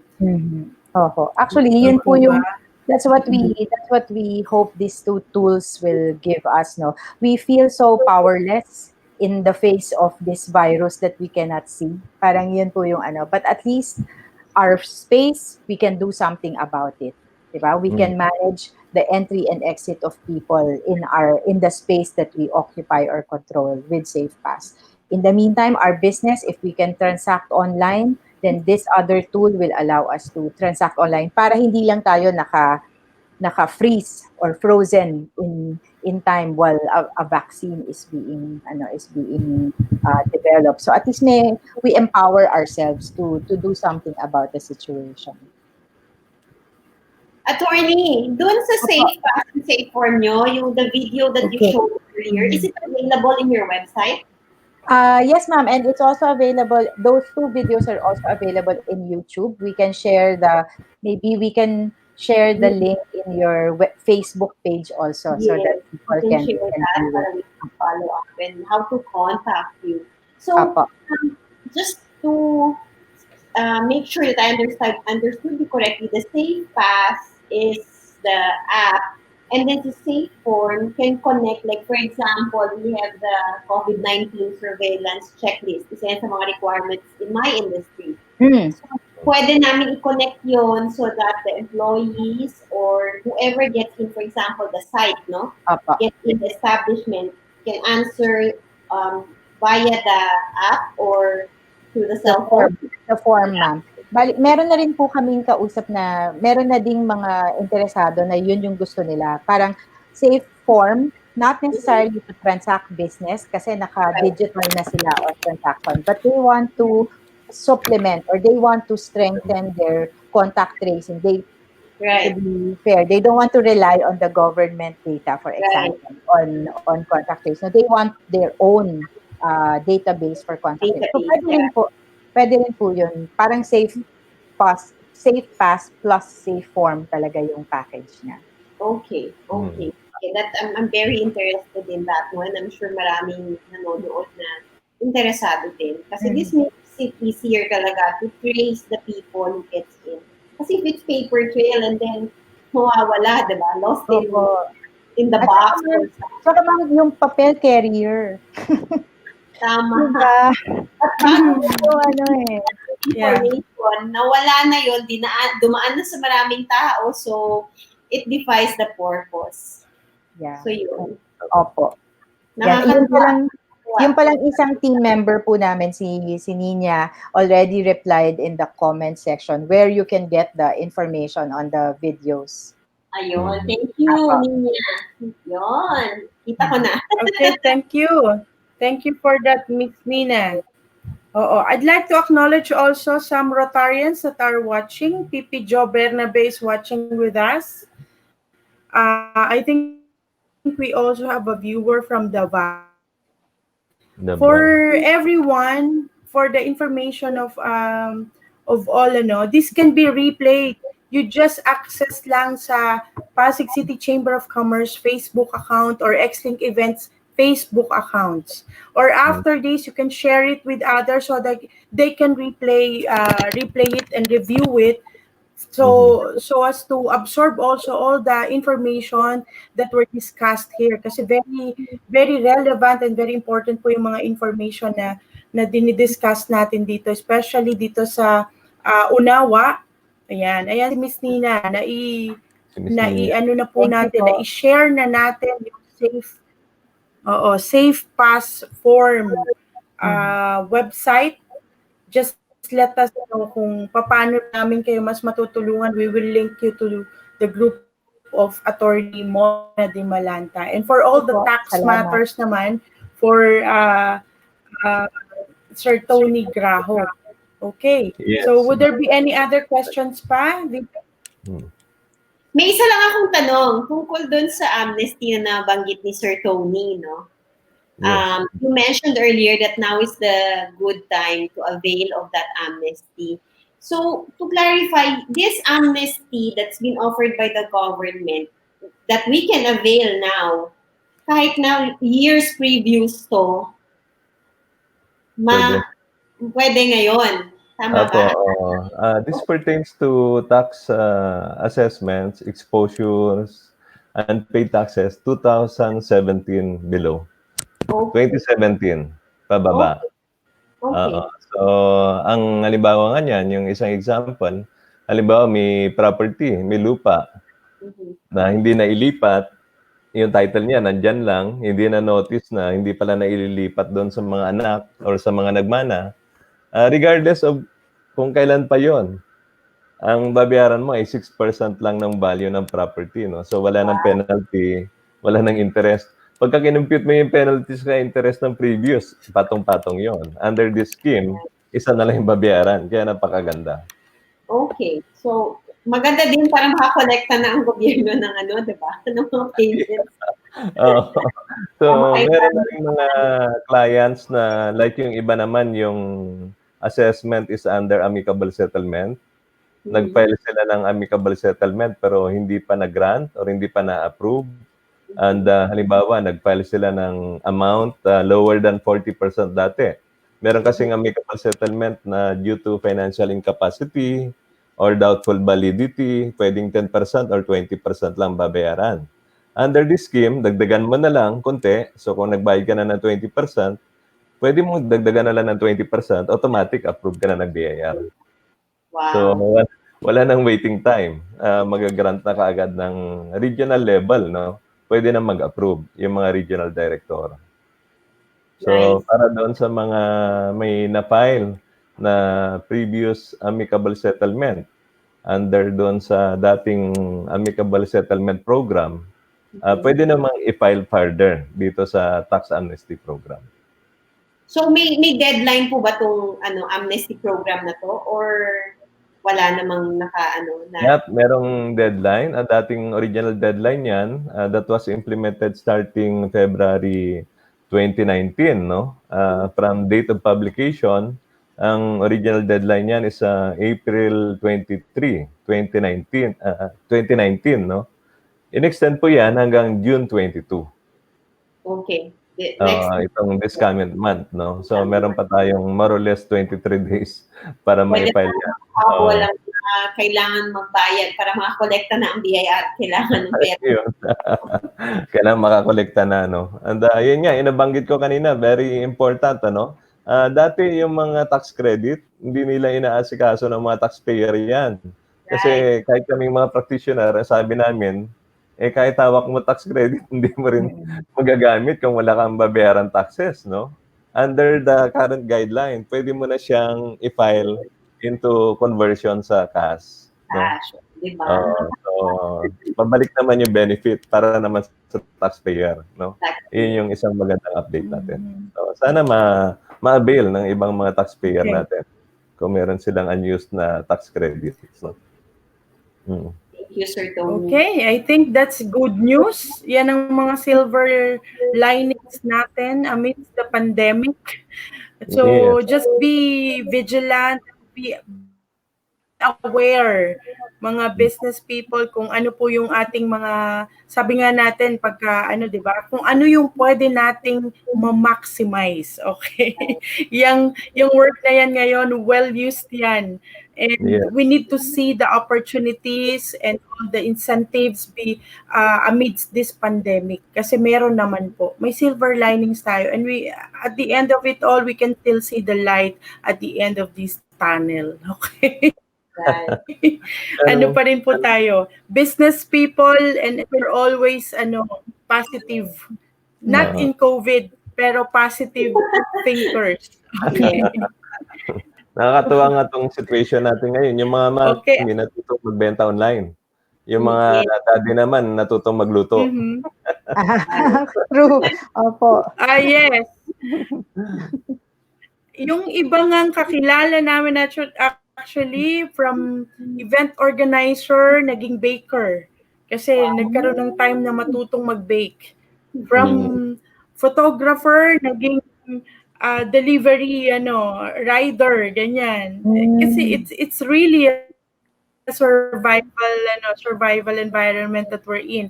Regardless kung ano pa yan, basta legal na pwede nating pagkakitaan, pwede naman, di ba? Pwede naman yan. Basta hindi tayo mabakante. Oo, basta legal. In line with that nga, yung mga kapitbahay ko nagtatanong, itong mga binibenta namin na luto-luto lang, subject ba to sa taxes? So may bago kayong kliyente. Oo nga, sir. Ano nang sabi nila? So, may threshold naman dyan, no? So, sabi ko, kasama naman yan sa micro-enterprise. So, ang binibenta nyo during the COVID period lang na naka-quarantine tayo. So, pwede nang pagbigyan yan. Pwede nang walang taxes yan. Kasi yun yung sinasabi ng BIR na pwede kang mag-issue ng temporary receipts, no? Temporary issuance, Oo. So, under the current situation, walang pwedeng mag-complain sa'yo na nagbebenta ka ng pagkain online, hindi ka nag-i-issue ng resibo, no? Kasi inalaw ng BIR na pwedeng temporary receipt, no? So, pwede na yon.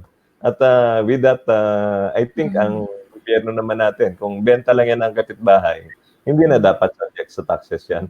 Ganun.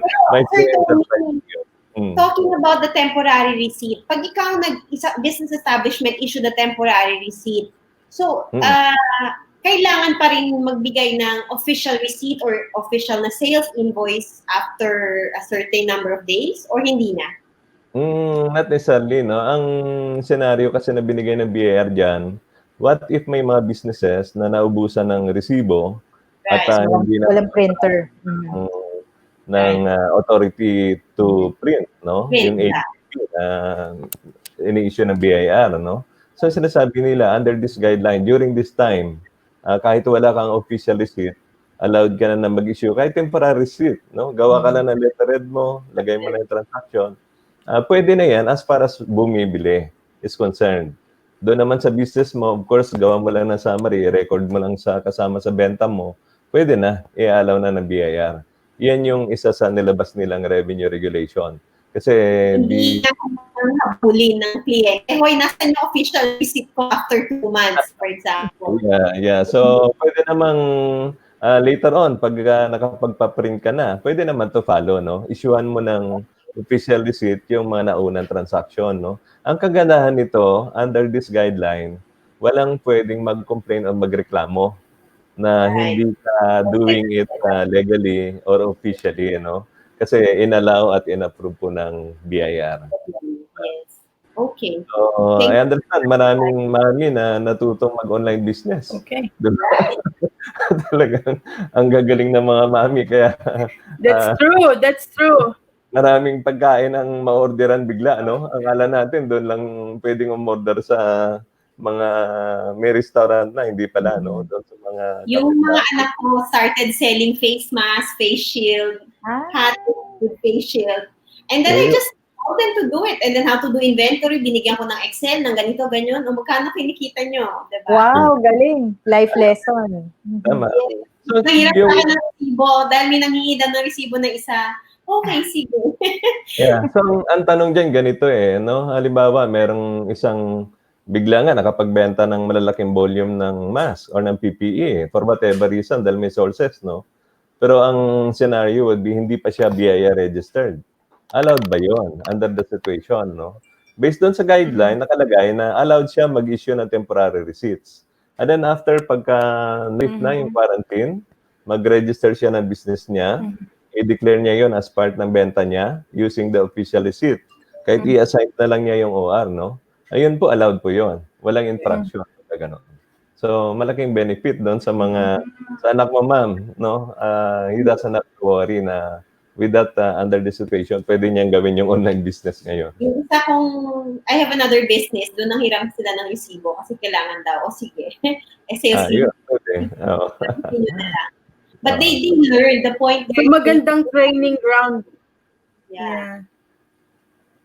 Magandang training ground pala ito sa mga gustong maging full blast businesses or entrepreneurs, ano? Kasi tayo na parang ano kasi siya, parang jumping board siya nung mga gustong mag-practice na later on ay gusto nang i-formalize yung kanilang business. Kasi like kami, 2 decades na yung business namin, nothing beats pa rin dun sa compliant na na business. Kasi you can deal with bigger volume, with bigger clients. Yun po kasi yung pinopromote ko rin ngayon na huwag kayong makontento na ganyan na parang I call it before koloro kasi it will not help you also. You can be trained ngayon while the situation is uncertain. Yes, pero later on, you have to formalize it para you can deal with the legal and legitimate organizations also. So, yun po yung ating pinopromote sa PACCII City Chamber din kasi baka, well, there are opportunities amidst crisis. Pero later on, if you really want to formally open your organization, i-organize mo yung sa business person, kailangan din alam natin yung mga protocols and compliance procedure para po sa doing business and doing right in our business. Okay. Tama po. Okay. Mahirap kasi baka mapasukan tayo ng mga ibang whatever, di ba? So, dun pa rin po tayo sa tamang. Yes. Yan pa pala, isang challenge kasi sa atin, the more taxes we pay, the better for the government so that they can also serve their purpose for the social services. Kasi di ba katulad niya ng sabi ng aming mayor, pagka walang tax na binayad, ano naman ang gagastosin nila para sa social services? Paano rin naman nila mababayaran ng teachers, ang police, yung mga ating mga ginagamit din, paano mapapagawa yung kalsada. So, let us not be short-sighted in this situation. Right. We can all together rise above this situation, pero responsibly we need to do our part, 'di ba? Tama. Tama. I think Mitch, O yung susunod natin siguro, may isang share lang ako. Actually, dito sa grupo natin sa Rotary, meron kaming ginawang presentation, no? What we call Growing Your Business the Rotary Way. Kasi ang basic tanong dyan parati sa magbabayad ba ng taxes or hindi magbabayad, no? So, ang isang comment ko lang dyan, well, yung mga ibang lumaki, kung ginusto nilang hindi magbayad ng taxes, I think hindi sila lalaki. Ang isang basic example ko nga dyan, si Mang Inasal, no? Yes. Kasi si Mang Inasal is a simple business, kapareho ng ginagawa natin ngayon na parang home-based business lang, no? Pero along the way, dahil talagang tax compliant naman siya, ay nakuha niyang palakihin yung negosyo at franchise in the process, no? So yun yung benefit ng mga tax compliant, no? So later on, at a future schedule, kung merong chance, maganda ring i-present yung slides na yan, no? Kasi it's talking about basic taxes and how to grow your business.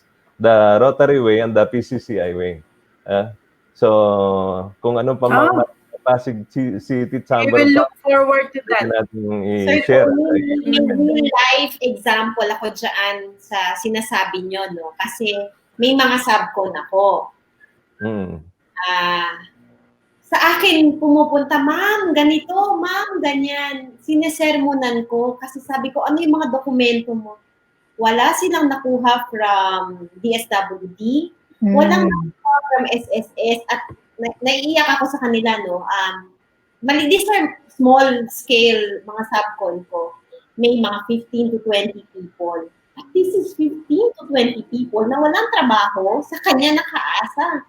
So, sinisermonan ko, yan na yung sinasabi ko sa iyo, sabi ko gano'n. Nag-credit ka sa akin, hiningan kita, sabi mo, update mo, saan na, ganyan. So, walang record sa SSS yung mga tao niya. Paano siya? Walang papel. Walang papel. Walang papel, napakahirap. Registered ang business. Nung tinignan ko, that time na he got accredited with me, updated. Pero hindi pala nagbabayad sa BIR, wala sa SSS. So, sabi ko, walang nag-expect nitong pandemic. Pero yung mga businesses na compliant, no, compliant sa babayad ng benepisyo ng kanilang empleyado, government dues, ay nakatanggap, di ba? So, re-approve agad with the yung sa SSS and BIR. So, ito yung benefit if you do things right. Di ba? Tama. Yeah. Isang acid test po ngayon yan during the pandemic. Kung sino yung mga may kompletong papel in their businesses, priority sa mga ayuda. Ano tawag doon? Yung mga financial assistance. Oo. Actually, ganun po yung nangyari it pays off na maging legal. Na-filter tapos naging transparent lahat. Yun yung isang I don't know, side effect I suppose of what we're going through. Side effect. positive ano naman yan. Positive naman yan. Po. Okay, I'd like to acknowledge lang. The viewer we have is Cynthia Ruano watching from Davao. And another Rotarian, Earl Chanlao. Another Rotarian. There's another one. I don't know if this is Korean or I cannot recognize. Medyo iba, Chinese or Korean yung kanyang name. There's Mark Raymond Ranyada also watching us.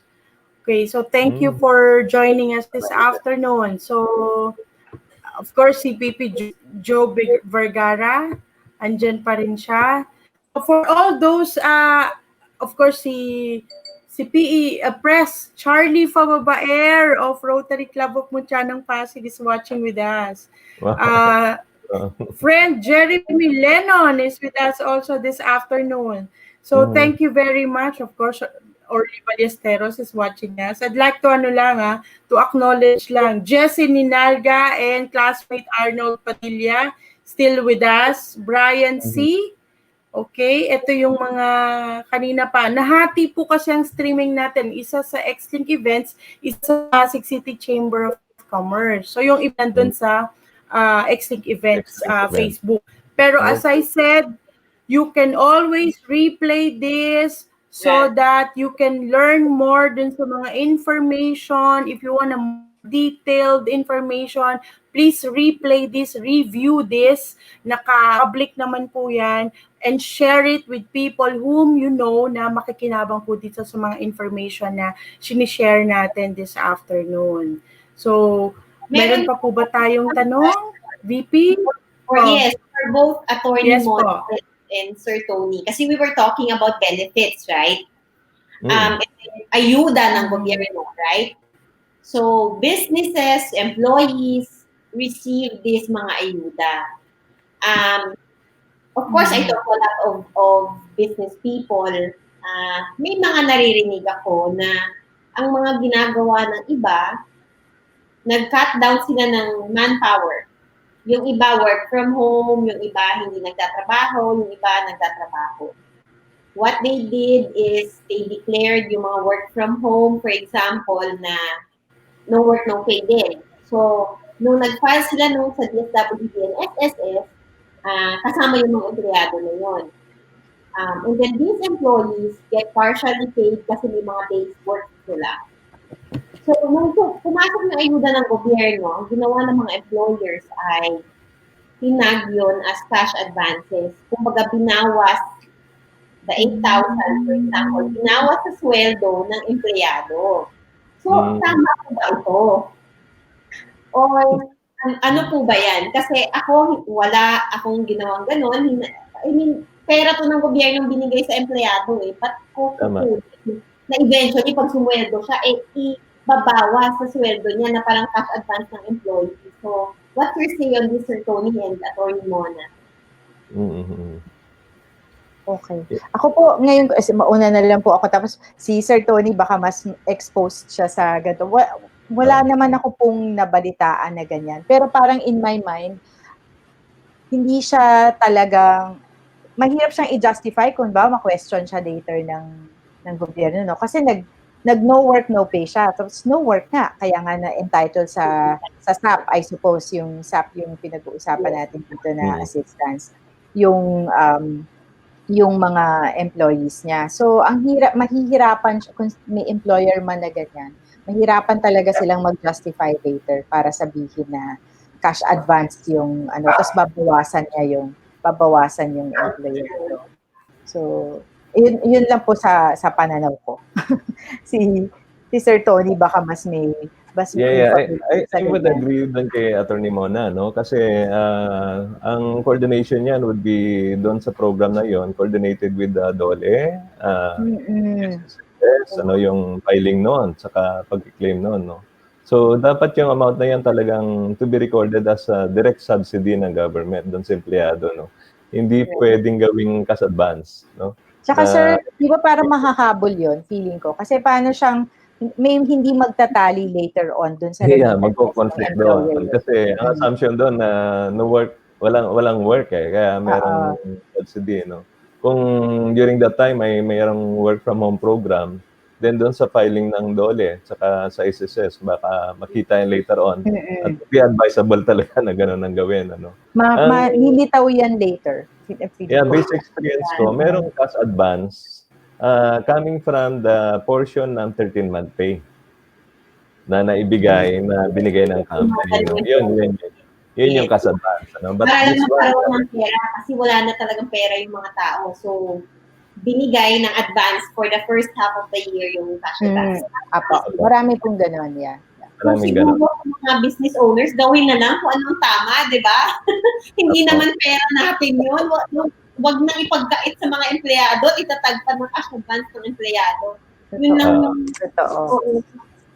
Oo, may mga nagsasabi sa akin ng gano'n. Sabi ko, wow! Oo. Yung iba,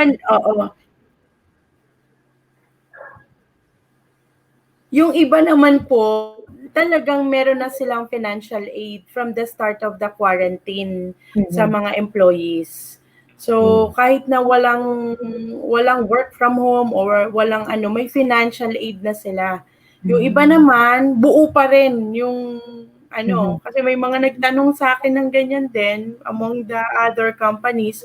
And then later on, tsaka nila na-realize, pwede pala na i-flexi, arrangement kasi hindi naman alam natin na magtatagal ng ganito katagal. We just know na 1 month lang pwede na.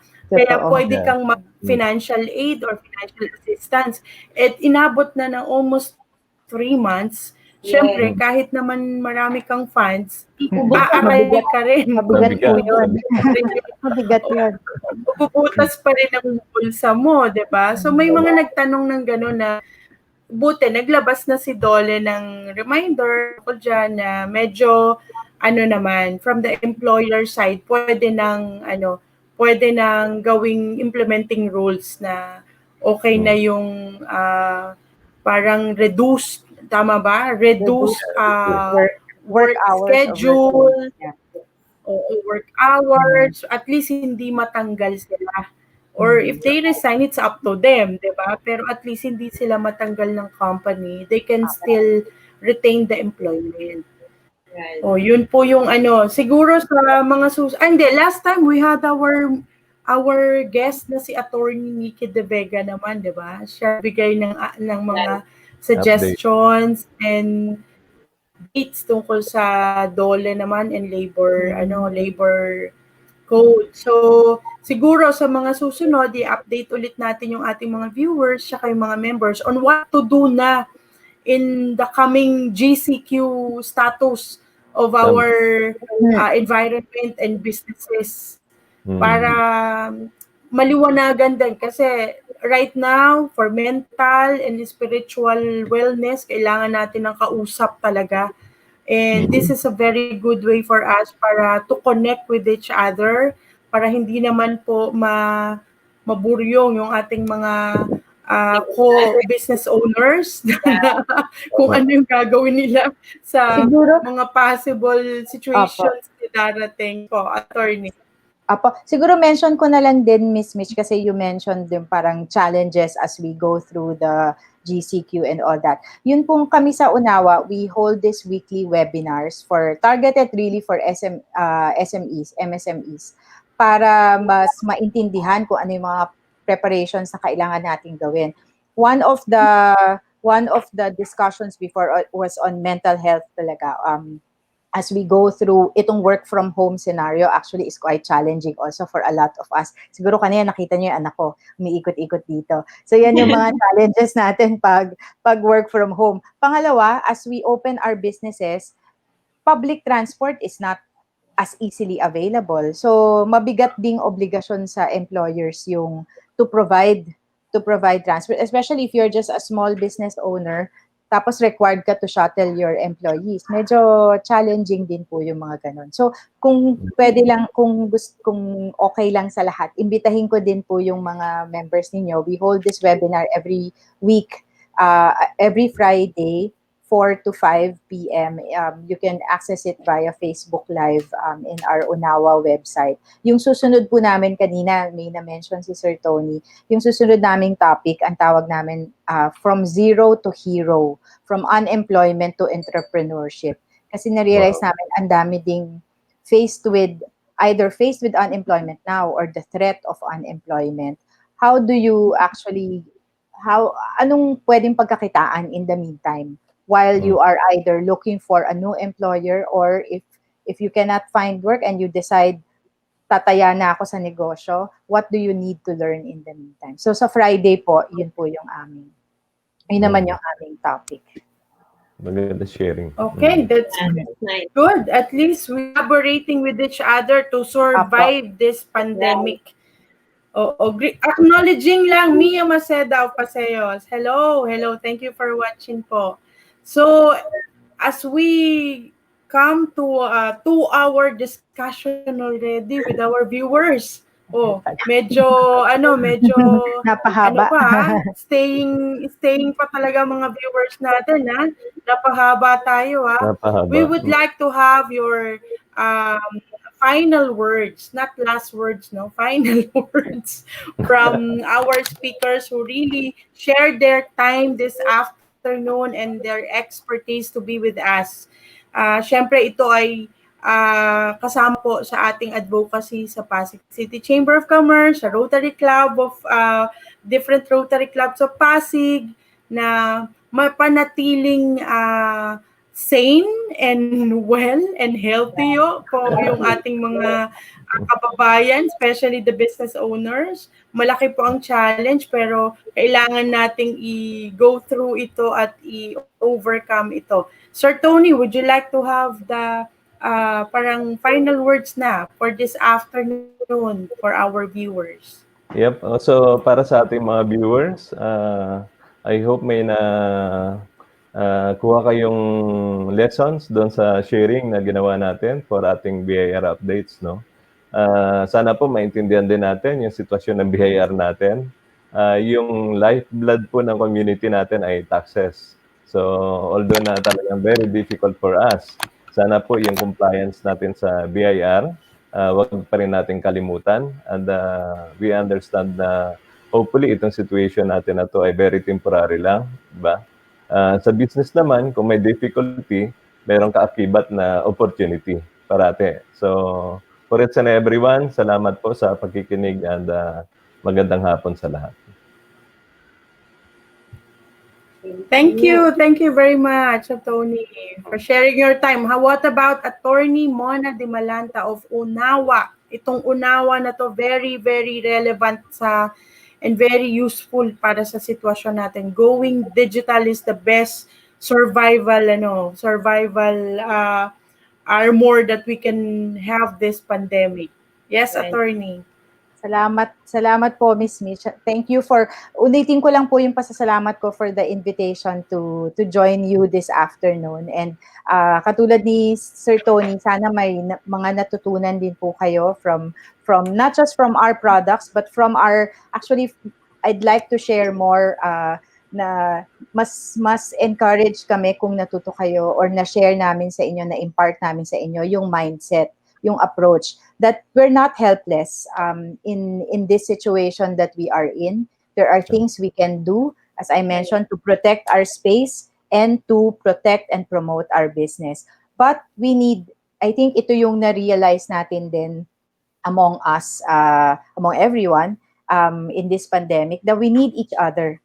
Kailangan nating magtulungan, kailangan nating mag-exchange ng ideas para alam natin what's out there. And among that, there are various tools out there that can help us not just survive this situation, but also to thrive in this redefined environment that we find ourselves in. So in Unawa, again, I invite you po to visit our page. We really want to champion the MSMEs. And we believe, sabi nga, dito sa Pilipinas, more than 95% of the businesses registered are really employees, are really MSMEs, and even the employees are employed mostly by MSMEs. So tulungan po tayo para makita natin yung, sabi nga ni Miss Emily kanina, the light at the end of the end of the tunnel. And it's a beautiful light. There is a lot of opportunities that we can all share and learn from each other. So yun lang po. Salamat po ulit sa invitasyon. Thank you. Okay, VP, thank you for joining me this afternoon. I know it's a short notice, pero you've always been there. Okay. And any final words for our viewers? For the love of Pasig City Chamber. Thank you so much. Yeah. Okay. Sa Zoom. Go ahead, Miss Emily. No, for the love Okay. of us. Okay. Tipid.